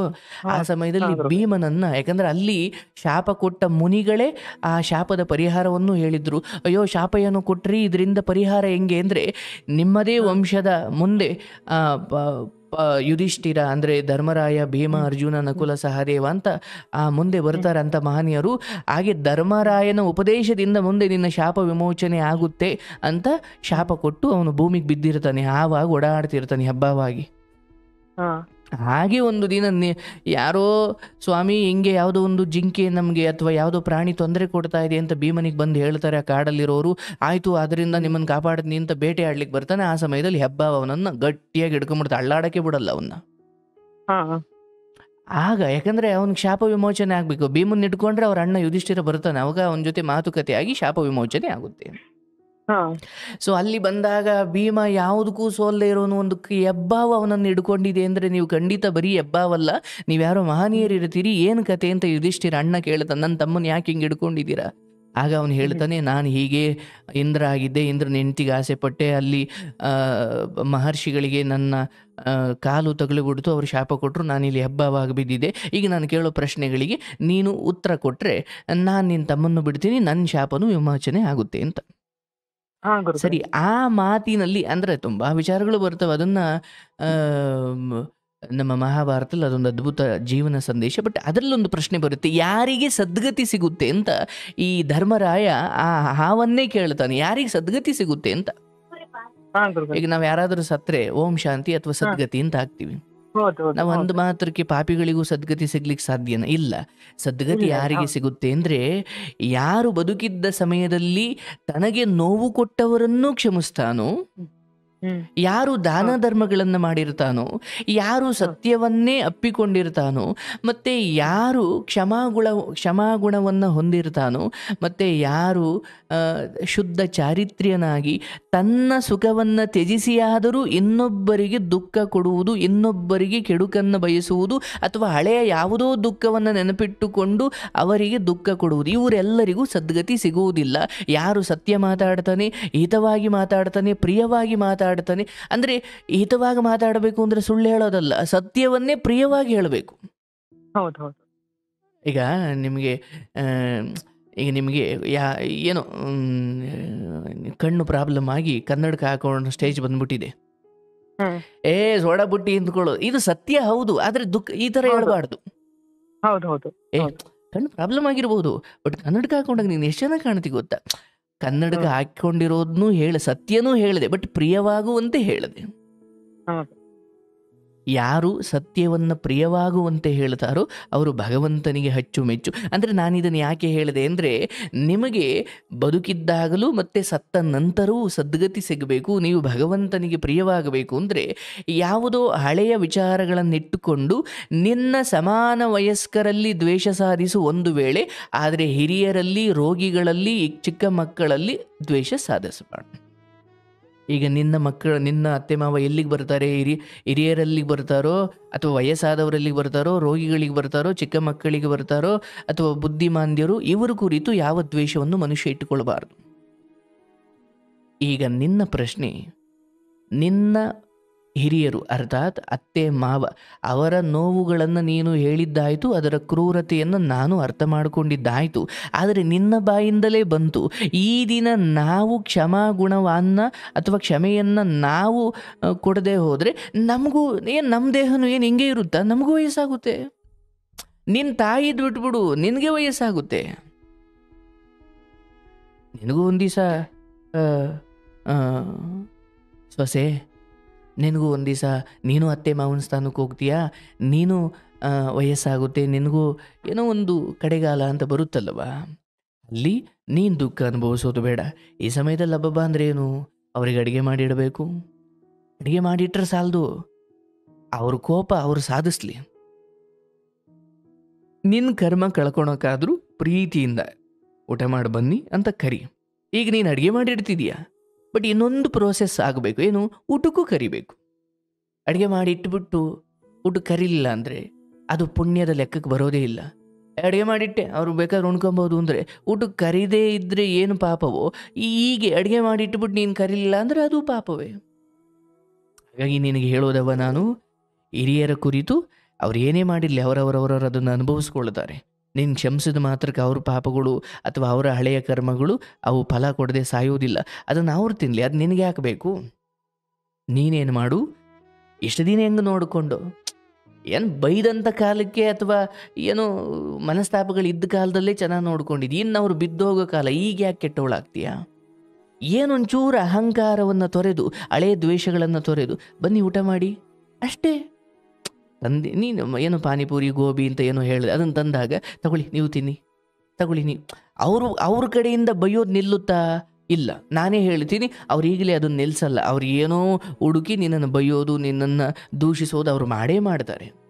ಆದರೆ ಈ ಮಾತು ನೀನು ಅರ್ಥ ಮಾಡ್ಕೋ, ನಿನ್ನ ತಾಯಿಗೂ ಕಡೆಗಾಲದಲ್ಲಿ ಈ ರೀತಿ ತೊಂದರೆ ಆಗಬಾರ್ದು, ನೀನು ವಯಸ್ಸಾದ ಕಾಲಕ್ಕೂ ನಿನಗಿಂತ ತೊಂದರೆ ಆಗಬಾರ್ದು ಅಂದರೆ ಈಗ ನೀನೇನು ಮಾಡ್ತೀಯ, ನಿನ್ನ ಅತ್ತೆ ಮಾವನಿಗೆ ಅಡುಗೆಯನ್ನು ಮಾಡಿ ಅಡುಗೆ ಮನೆಯಲ್ಲಿ ಇಡೋದಷ್ಟೇ ಅಲ್ಲ, ತಟ್ಟೆ ತಗೊಂಡೋಗಿ ಅಂದರೆ ತಟ್ಟೆ ಚೊಂಬು ತಗೊಂಡೋಗಿ ತಗೊಳ್ಳಿ ಕೈ ತೊಳ್ಕೊಳ್ಳಿ, ಊಟಕ್ಕೆ ಕೊಡ್ತೀನಿ ಅಂತ ಅನ್ನಿ. ನಾವು ಈ ಕಡೆ ಉಣ್ತೀವಿ ಅಂದ್ರೆ ನೀನು ತಟ್ಟೆ ಮಾಡ್ಕೊ, ನಿನ್ನ ಕರ್ಮ ನೀನು ಕಳ್ಕೊ. ಆದರೆ ಏನೋ ಗುರುಗಳು ಹೇಳ್ಯಾರೆ ಅದಕ್ಕೆ ನಾನು ಹೋಯ್ತೀನಿ ಸುಮ್ಮನೆ ಕೇಳ್ದಂಗೆ ಕೇಳ್ಬಿಟ್ಟು ತಂದು ಮಡಗಿಬಿಡ್ತೀನಿ, ಇಲ್ಲ, ತುಂಬ ಸಮರ್ಪಣೆಯಿಂದ ಮಾಡ್ಕೊ, ತುಂಬ ಪ್ರೀತಿಪೂರ್ವಕವಾಗಿ ಮಾಡು. ಯಾಕಂದರೆ ಹಿರಿಯರ ಕುರಿತು ದ್ವೇಷ ಬೇಡ. ಹಾಗಂತ ಅವ್ರ ಜೊತೆ ಮಾತಾಡ್ಕೊಂಡು ಕೂತ್ಕೊಂತಲೂ ನಾನು ಹೇಳಲ್ಲ, ಅವು ಸ್ವಲ್ಪ ಭ್ರಷ್ಟವಾಗಿರೋ ಆತ್ಮಗಳು, ಅದ್ರ ಜೊತೆ ಹೆಚ್ಚು ವ್ಯವಹಾರ ಬೇಡ. ಆದರೆ ಮೂಲಭೂತ ಸೊಸೆಯಾಗಿ ನಿನ್ನ ಕರ್ತವ್ಯ ಏನಿದೆ ಅದಕ್ಕೆ ಹಳೆಯ ಕರ್ಮಗಳನ್ನು ಅಡ್ಡ ತರಬೇಡ. ಆಯಿತಾ? ನೀನು ಅದನ್ನು ಮಾಡು. ನಿನ್ನ ಕಡೆಗಾಲದಲ್ಲೂ ನಿನಗೆ ಭಗವಂತ ಕೆಲಸ ಐತನವಾ, ಆಗ್ಲಿ ತೊಂದರೆ ಇಲ್ಲ. ನಾನು ಹೇಳ್ತಾ ಇರೋದು ನಿನ್ನ ಅತ್ತೆ ಮಾವನ ಕುರಿತಾಗಿ ನಿನ್ನ ಕರ್ಮ ಏನಿದೆ ಅವರು ಸಾಯೋ ಕೊನೆ ಕ್ಷಣದವರೆಗೂ ನೀನು ಅದನ್ನ ಯಾವುದೋ ಕಾರಣ ಕೊಟ್ಟು ನಿಲ್ಲಿಸಬಾರ್ದು. ನೀನೀಗ ಅಡುಗೆ ಮಾಡಿ ಇಡ್ತಾ ಇದೀಯ, ನಾನು ಅಡುಗೆ ಮಾಡಿ ಇಡ್ತೀನಿ ಅವ್ರು ಉಣ್ಕೊಂಡ್ರೆ ಸಾಕು. ಆದರೆ ನಾನು ಅಡುಗೆ ಮಾಡೋದು ನನ್ನ ಓಕೆ ಸೊಸೆಯಾಗಿ ನನ್ನ ಕರ್ತವ್ಯ ಅಷ್ಟೇನಾ? ಇಲ್ಲ, ನಾನು ಅಡುಗೆ ಮಾಡಿ ಇಡ್ತೀನಿ ಸರ್, ಊಟ ಬೇಕಾದ್ರೆ ಅವ್ರು ಮಾಡ್ಕೊಳ್ಳಿ, ಇದ್ರ ಬದಲು ಅಡುಗೆ ಮಾಡ್ದೇನೆ ಇರೋ ತೊಂದರೆ ಇಲ್ಲ. ನೋಡವ, ಈ ವಿಚಾರದಲ್ಲಿ ನನ್ನ ಉತ್ತರ ಅಥವಾ ಧರ್ಮ ಅತ್ಯಂತ ಸೂಕ್ಷ್ಮವಾಗಿರುತ್ತೆ. ಇಲ್ಲಿ ಸ್ವಲ್ಪ ಅಹಂಕಾರವನ್ನು ತೊರೆದು, ಇಲ್ಲಿ ಸ್ವಲ್ಪ ಹಳೆ ವಿಚಾರಗಳನ್ನು ಏನಿಲ್ಲ, ತಟ್ಟೆ ತಗೋ, ನೀರು ತಗೋ, ಸಂಜೆ ಮಧ್ಯಾಹ್ನ ಬೆಳಗ್ಗೆ 3 ಹೊತ್ತು ತಗೊಳ್ಳಿ ಊಟ ಮಾಡಿ ಅಂತ ಕೇಳು.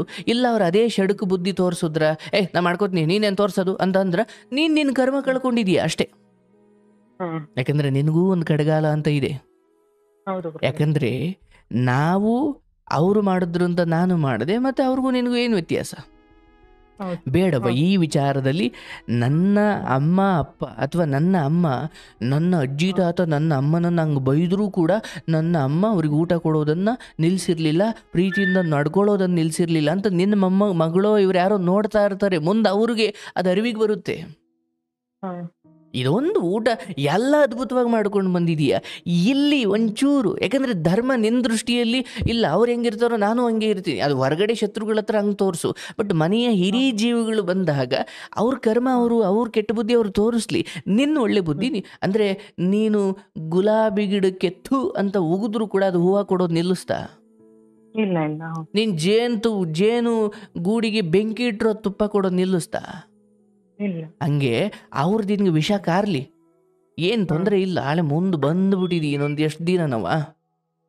ಸೊ ಇಲ್ಲಿ ಬಂದು ಮತ್ತೆ ನೀನು ಭ್ರಷ್ಟಳಾಗೋದು ಬೇಡ. ಯಾಕಂದ್ರೆ ಆ ಪಾಪ ನಿನಗೆ ಬೇಡ, ಎಲ್ಲವನ್ನ ನಿಭಾಯಿಸ್ಕೊಂಡು ಬಂದಿದೀಯಾ, ಎಲ್ಲಿ ಉತ್ತರ ಕೊಡಬೇಕು ಕೊಟ್ಟಿದೀಯ. ಬಟ್ ಒಂದಂತೂ ಸತ್ಯ, ಒಬ್ಬ ಮನೆಯ ಯಜಮಾನನಾದವನು ಅಥವಾ ನಿನ್ನ ಮಾವನ ಬಗ್ಗೆ ಅಲ್ಲ, ನಾನು ನಿನ್ನ ಗಂಡನ ಕುರಿತು ಮಾತಾಡ್ತಿದ್ದೀನಿ. ಕೆಲವು ವ್ಯಕ್ತಿತ್ವಗಳು ಸರಿಯಾಗಿ ಕಾಲಕ್ಕೆ ಎಲ್ಲಿ ಧ್ವನಿ ಎತ್ತಬೇಕು ಎತ್ತಿದ್ರೆ ಯಾವುದೂ ಇರ್ತಿರ್ಲಿಲ್ಲ. ನಿನ್ನ ಮಕ್ಕಳಿಗಾದರೂ ಅದನ್ನು ಹೇಳಿಕೊಡು. ಯಾಕಂದ್ರೆ ಒಳ್ಳೆತನ ಅಂದ್ರೆ ಅದರ ಅರ್ಥ ತನ್ನ ತಂದೆ ಆಗಲಿ ತಾಯಿ ಆಗಲಿ ಅವರಿಂದಲೂ ಅಧರ್ಮ ಆಗ್ತಿದೆ ಅಂದಾಗ ವಿರೋಧಿಸದೆ ಹೋದ್ರೆ ಧರ್ಮಕ್ಕಿಂತ ಸಂಬಂಧ ದೊಡ್ಡದಲ್ಲವ? ಹೌದಲ್ಲ? ಈಗ ನಿನ್ನ ಮಾವ ನಿನ್ನ ಅಮ್ಮನನ್ನು ಹೊಡಿಲಿಕ್ಕೆ ಬಂದ್ರು ಅಂತಲ್ಲ, ಆ ಅಮ್ಮನ ಜಾಗದಲ್ಲಿ ಬೇರೆ ಯಾರಿದ್ರು ನೀನು ಅದನ್ನೇ ಮಾಡ್ತಾ ಇದ್ದೆ, ಅದು ಧರ್ಮ. ನನ್ನ ಅಮ್ಮ ಅನ್ನೋ ಕಾರಣಕ್ಕೆ ಒಂಚೂರು ಪ್ರತಿಭಟನೆ ಒಂಚೂರು ಬಿರುಸಾಗಿತ್ತು, ಆದರೆ ಅಷ್ಟು ಬಿರುಸಲ್ಲದೆ ಹೋದ್ರೂ ಸ್ವಲ್ಪನಾದ್ರೂ ಪ್ರತಿಭಟನೆ ಬೇರೆ ವಿಚಾರವಾಗೂ ಇರ್ತಿತ್ತು. ಹಾಗಾಗಿ ಧರ್ಮವೇ ದೊಡ್ಡದು, ಅಥವಾ ಆ ನಿಯಮಕ್ಕೆ ನಾವು ಬದ್ಧರಾಗಿರಬೇಕು.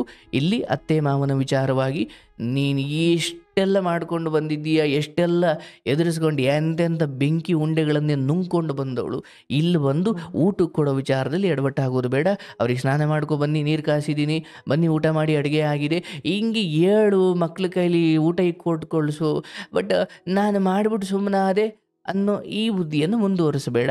ಅದು ನಿನ್ನ ತಾಯಿಗೂ ತಲುಪುತ್ತೆ, ನಿನ್ನ ನಾಳೆಯ ವಯಸ್ಸಾದ ಕಾಲಕ್ಕೂ ತಲುಪುತ್ತೆ. ಅದು 2 ಕಡೆಗೂ ಆ ಪುಣ್ಯ ಹಂಚಿ ಹೋಗುತ್ತೆ, ಅಲ್ಲಿ ನಿನ್ಗೆ ಒಳ್ಳೇದಾಗುತ್ತೆ. ಆಯ್ತಾ? ಅದ್ರ ಹೊರತು ಯೋಚನೆ ಮಾಡ್ತೇನೆ ಗುರುಗಳೇ, ನಾನ್ ಮಾಡಿದ್ದನ್ನ ನನ್ನ ಮಕ್ಳು ಕಲಿತಾರೆ. ನಾಳೆ ದಿವಸ ಇವ್ರು ಇತ್ತೀಚೆಗೆ ನಾನು ಅವ್ರಿಗೇನು ಅನ್ನೋದು ಇಲ್ಲ ಗುರುಗಳೇ, ನನ್ನ ಮಕ್ಳ ಎದುರುಗಡೆನೂ ಹೇಳ. ಈಗ ನಾನಂದ್ರೆ ನನ್ನ ಮಕ್ಳು ಅಂತಾರೆ, ಅವ್ರಿಗೆ ನಾನ್ ಮಾಡಿದ್ದನ್ನೇ ಅವ್ರು ಮಾಡ್ತಾರೆ, ನಾನ್ ಮಾಡಿದ್ದನ್ನೇ ಅವ್ರು ಕಲಿತಾರೆ. ನೋಡು, ಇದು ನಿನ್ ದೊಡ್ಡ ಗುಣ. ಯಾಕಂದ್ರೆ ನೋಡುವ, ಒಂದು ನೋವು ಅನುಭವಿಸಿರುವ ಮನಸ್ಸು ಹಿಂಗ ಮಾತಾಡ್ಬೇಕು ಅಂದ್ರೆ ದೊಡ್ಡತನ ಬೇಕು. ಹೌದು ಏ ನಾನು ಜೀವನ ಪೂರ್ತಿ ಸಾಧಿಸ್ತೀನಿ, ತೊಂದರೆ ಇಲ್ಲ, ಅದೇನು ಬರುತ್ತೋ ಬರಲಿ ಅಂತ ನೀನು ಅನ್ಬೋದಿತ್ತು. ಆದರೆ ಹೌದು ಯಾವಾಗಲೂ ಆ ಕಿರಿತಲೆಗಳಿಗೆ ಹಿರಿತಲೆಗಳು ಆದರ್ಶವಾಗೇ ಬದುಕಬೇಕು. ಆ ಹೌದು ಹೌದು ನೋವು ನುಂಗಿದಾಗಲೇ ಆದರ್ಶಗಳು ಮಾತ್ರ ಹೊರಗಡೆ ತೋರಿಸಬೇಕು.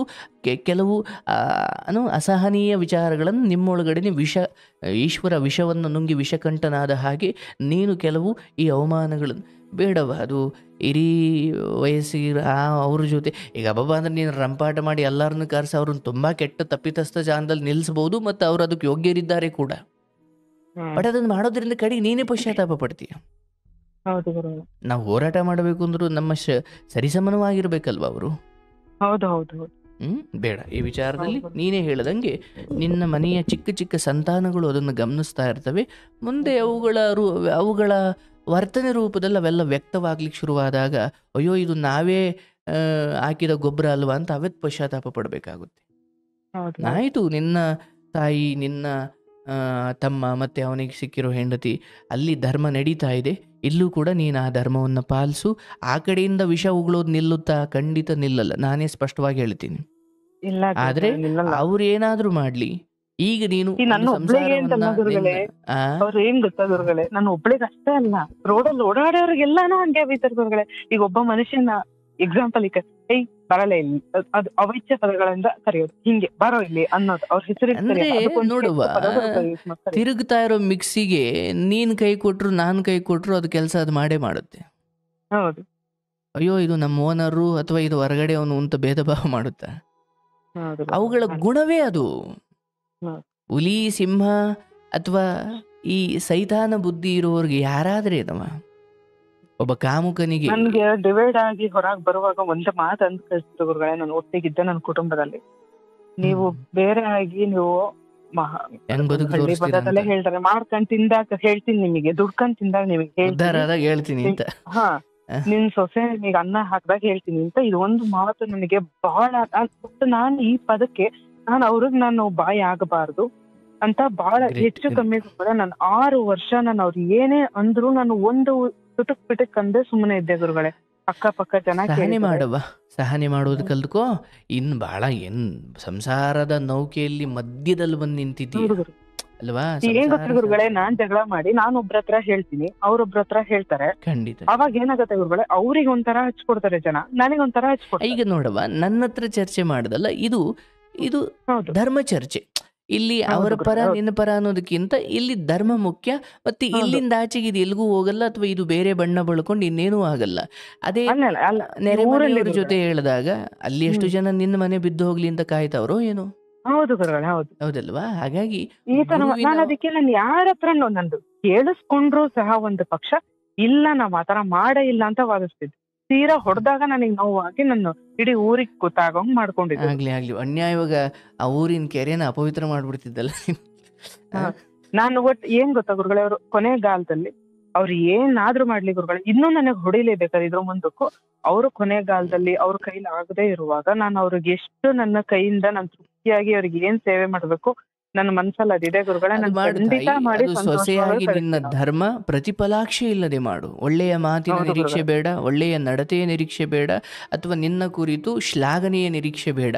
ನಿನ್ನ ಕರ್ತವ್ಯ, ಒಬ್ಬ ವಿದ್ಯಾರ್ಥಿ ಓದ್ಲಿ ಬಿಡ್ಲಿ, ಮಾರ್ಕ್ಸ್ ತೆಗೀಲಿ ಬಿಡ್ಲಿ, ಪಾಸ್ ಆಗ್ಲಿ ಬಿಡ್ಲಿ, ಒಬ್ಬ ಶಿಕ್ಷಕನ ಕೆಲಸ ಬೋಧನೆ ಮಾಡೋದು.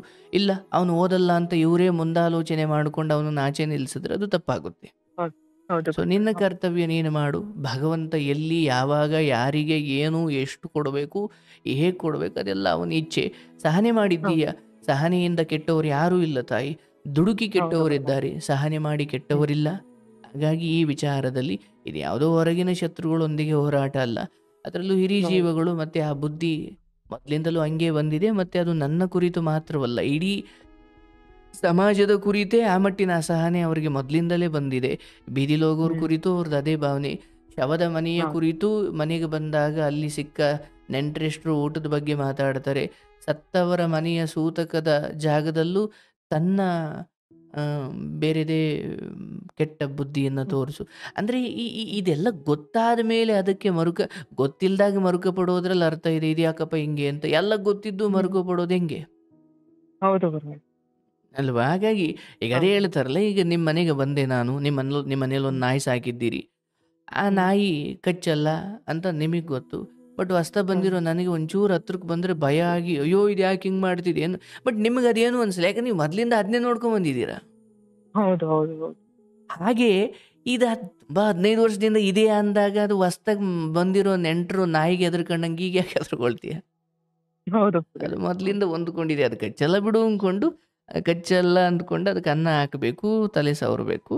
ಆಗಲಿ, ತೊಂದರೆ ಹ್ಮ್. ಇಲ್ಲ, ಒಳ್ಳೇದಾಗಲಿ, ನಿನಗೆ ಒಳ್ಳೇದಾಗಲಿ. ಬಹುಶಃ ನಾನು ಹೇಳಿದ್ನಲ್ಲ, ತುಂಬ ಹೆಣ್ಣು ಮಕ್ಕಳಿಗೆ ನಿನ್ನ ಸ್ಟ್ರಗಲ್ ಜೀವನ ತವರು ಮನೆಯಲ್ಲಿ ಹ್ಮ್. ಅಹಂಕಾರ ಸ್ವರೂಪಿಯಾದ ನೀನು ಈ ಗಂಡನ ಮನೆಗೆ ಬಂದಾಗ ಹೇಗೆ ಬದಲಾವಣೆ ಆದೆ, ಹೇಗೆ ಗಂಡನನ್ನು ಕಾಪಾಡಿಕೊಳ್ಳಿಕ್ಕೆ. ಬಟ್ ದಿನಾನ ಗುರುಗಳೇ, ನಾನು ಇಷ್ಟು ಕಷ್ಟ ಅನುಭವಿಸಿದ್ರು ನಾನು ಬಿಟ್ಟು ಹೋಗ್ಬೇಕು, ನನ್ನ ತವ್ರ ಮನೇಲಿ ನಾನು ಬದುಕ್ಬೇಕು ಅಂತ ನಾನು ಯಾವತ್ತೂ ಯೋಚನೆ ಮಾಡಲಿಲ್ಲ. ನನ್ ಕೊಟ್ಟಿದ್ದಾರೆ, ನಾನು ಇಲ್ಲೇ ಏಗಬೇಕು, ತವ್ರ ಮನೆಗೆ ಕೆಟ್ಟು ಹೋಗಬಾರದು, ತವ್ರ ಮನೇಲಿ ನಾನು ಕೂತ್ಕೋಬಾರದು, ಇಷ್ಟು ನನ್ನ ತಲೆಯಲ್ಲಿ ಇತ್ತು. ಗ್ರೇಟ್ ಗ್ರೇಟ್, ಒಳ್ಳೇದಾಗ್ಲಿ ತಾಯಿ, ಶುಭವಾಗ್ಲಿ, ಮಕ್ಳನ್ನ ಚೆನ್ನಾಗಿ ಒಂದು ಗುರುಗಳೇ, ಎಲ್ಲಾ ಹೆಣ್ಮಕ್ಳು ಹೆಣ್ಮಕ್ಳಿಗಾಗ್ಲಿ ಗಂಡ್ ಮಕ್ಳಿಗಾಗ್ಲಿ ಗುರುಗಳೇ, ನಾನು ಹೇಳೋದು ಒಂದು ಏನು ಅಂದ್ರೆ, ಯಾವುದೇ ಒಂದು ಹೆಜ್ಜೆ ಯಾವ ರೂಪದಲ್ಲಿ, ಒಂದ್ ಸಾವಿಂದಾಗ್ಲಿ, ಒಂದು ಕೆಟ್ಟತನ ಮಾಡೋದಾಗ್ಲಿ, ಒಂದ್ ಪ್ರೀತಿ ಪ್ರೇಮ ಆಗ್ಲಿ, ಏನು ಮಾಡ್ಬೇಕು, ಒಂದು ಹೆಜ್ಜೆ ಮುಂದೆ ಇಡೋ ಮುಂಚೆ ಒಂದು ಸಲ ಹಿಂದೆ ತಿರುಗಿ ನೋಡ್ಬೇಕು ಗುರುಗಳೇ.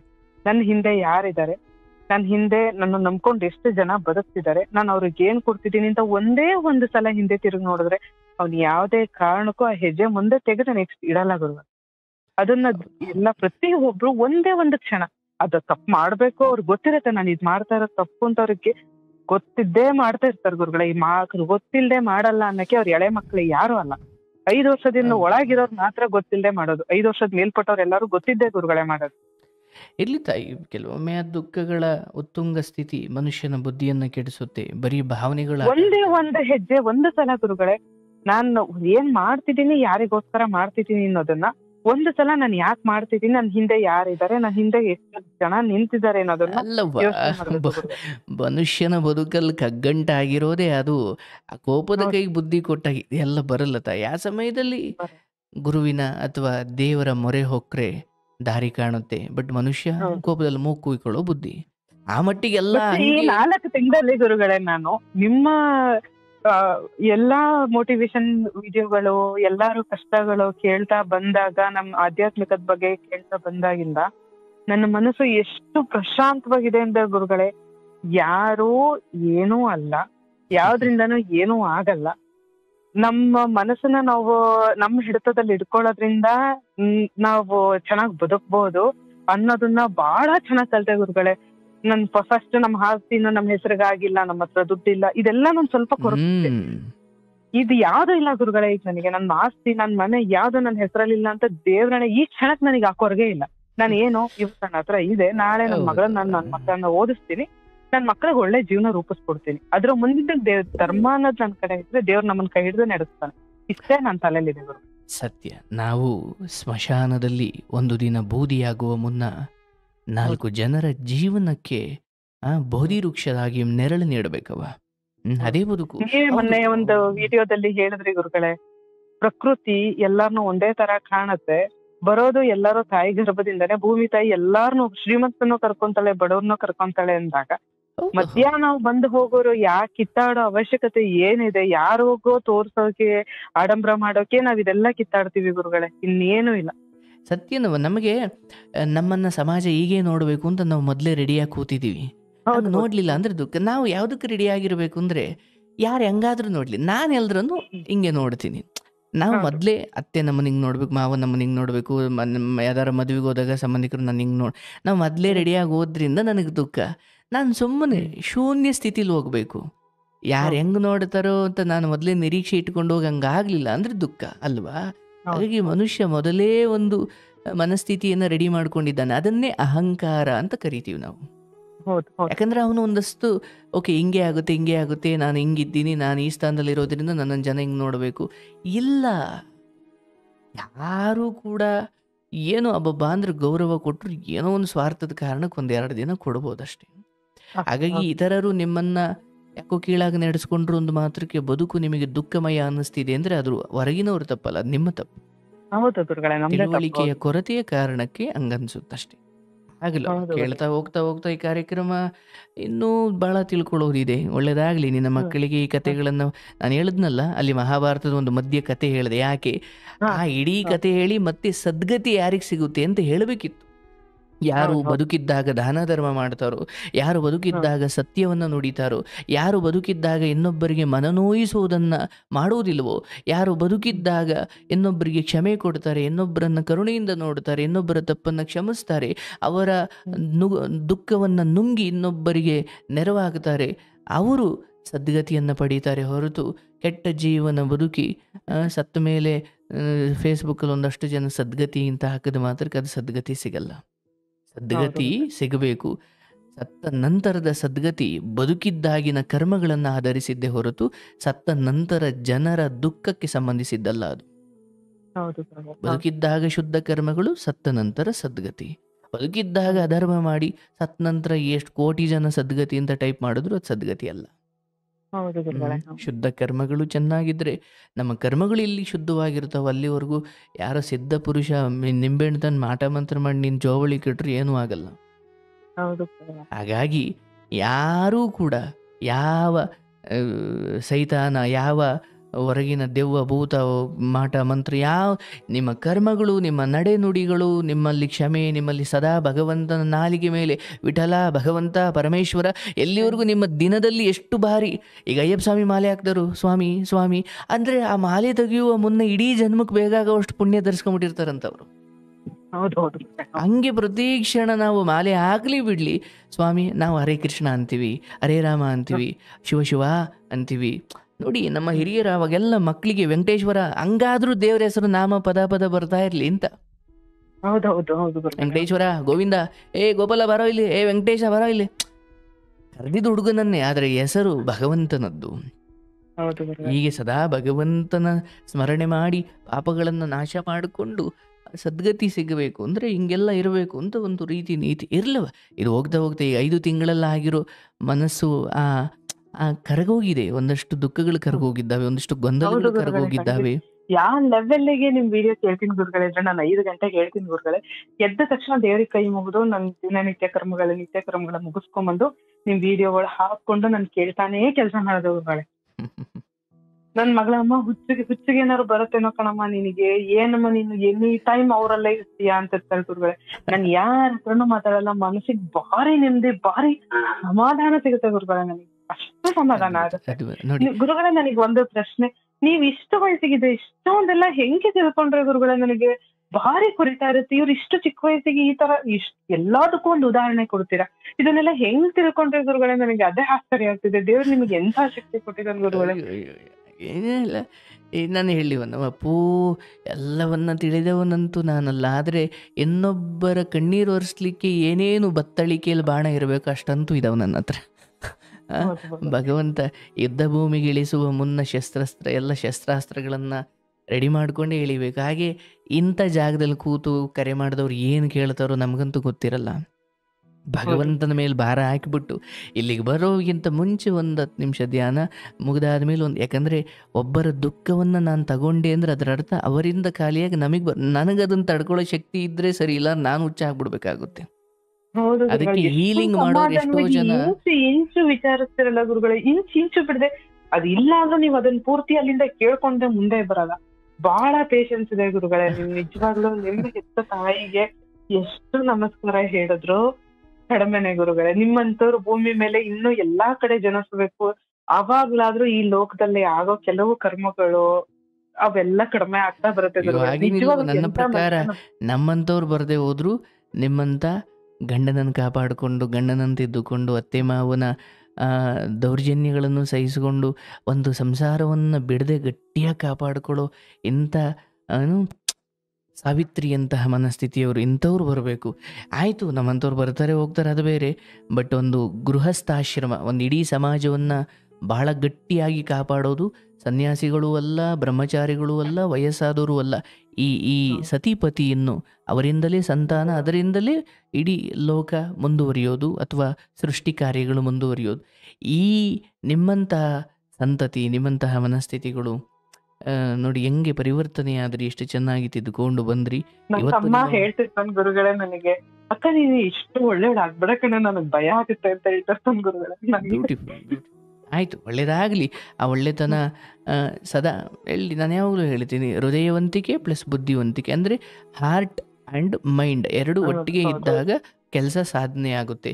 ಬರೀ ಹಾರ್ಟ್ ಮೂಲಕ ಭಾವನಾತ್ಮಕ ಯೋಚನೆ ಮಾಡಿದ್ರೆ ತುಂಬ ಸಾರಿ ಮೂರ್ಖರಾಗ್ಬಿಟ್ಟಿರ್ತೀರಿ. ಸೊ ಹಾರ್ಟ್ ಆ್ಯಂಡ್ ಮೈಂಡ್ ಎರಡು ಆಕ್ಟಿವ್ ಆಗಿರಬೇಕು. ನಿನಗೆ ಒಳ್ಳೇದಾಗ್ಲವ, ನಿನ್ನ ಅತ್ತೆ ಮಾವನಿಗೂ ಶುಭವಾಗಲಿ, ಕಡೆಗಾಲಕ್ಕೆ ಅವ್ರಿಗೂ ಭಗವಂತ ಆರೋಗ್ಯ ಕೊಡಲಿ, ನಿನಗೂ ನಿನ್ನ ಮಕ್ಕಳಿಗೂ ನಿನ್ನ ಕುಟುಂಬಕ್ಕೂ ಹಾಗೂ ನಿನ್ನ ತವರು ಮನೆಗೂ ನನ್ನ ಹಾರೈಕೆಗಳು. ನಿಮ್ಮ ಕುಟುಂಬ, ನಿಮ್ಮ ವಂಶ, ನಿಮ್ಮ ಬದುಕು ಸಂಘವಾಗಿರಲಿ, ಏನು ಬಂದರೂ ಎದುರಿಸೋ ಶಕ್ತಿಯನ್ನು ಭಗವಂತ ನಿನಗೆ ಕೊಡಲಿ. ಶುಭವಾಗಲಿ ತಾಯಿ. ಗುರುಗಳೇ ದಯವಿಟ್ಟು ಗುರುಗಳೇ ಮತ್ತೆ ಯಾವಾಗ್ಲಾರು ನಾನು ಕರೆ ಮಾಡಿದ್ರೆ ನನ್ನ ಕರೆ ಸ್ವೀಕರಿಸಿ ಗುರುಗಳೇ. ಆಗ್ಲಿ ಆಗ್ಲಿ, ಕೃಷ್ಣನ ಇಚ್ಛೆ, ಒಳ್ಳೇದಾಗ್ಲವ, ಖಂಡಿತ. ಧನ್ಯವಾದಗಳು. ಶುಭವಾಗ್ಲವ.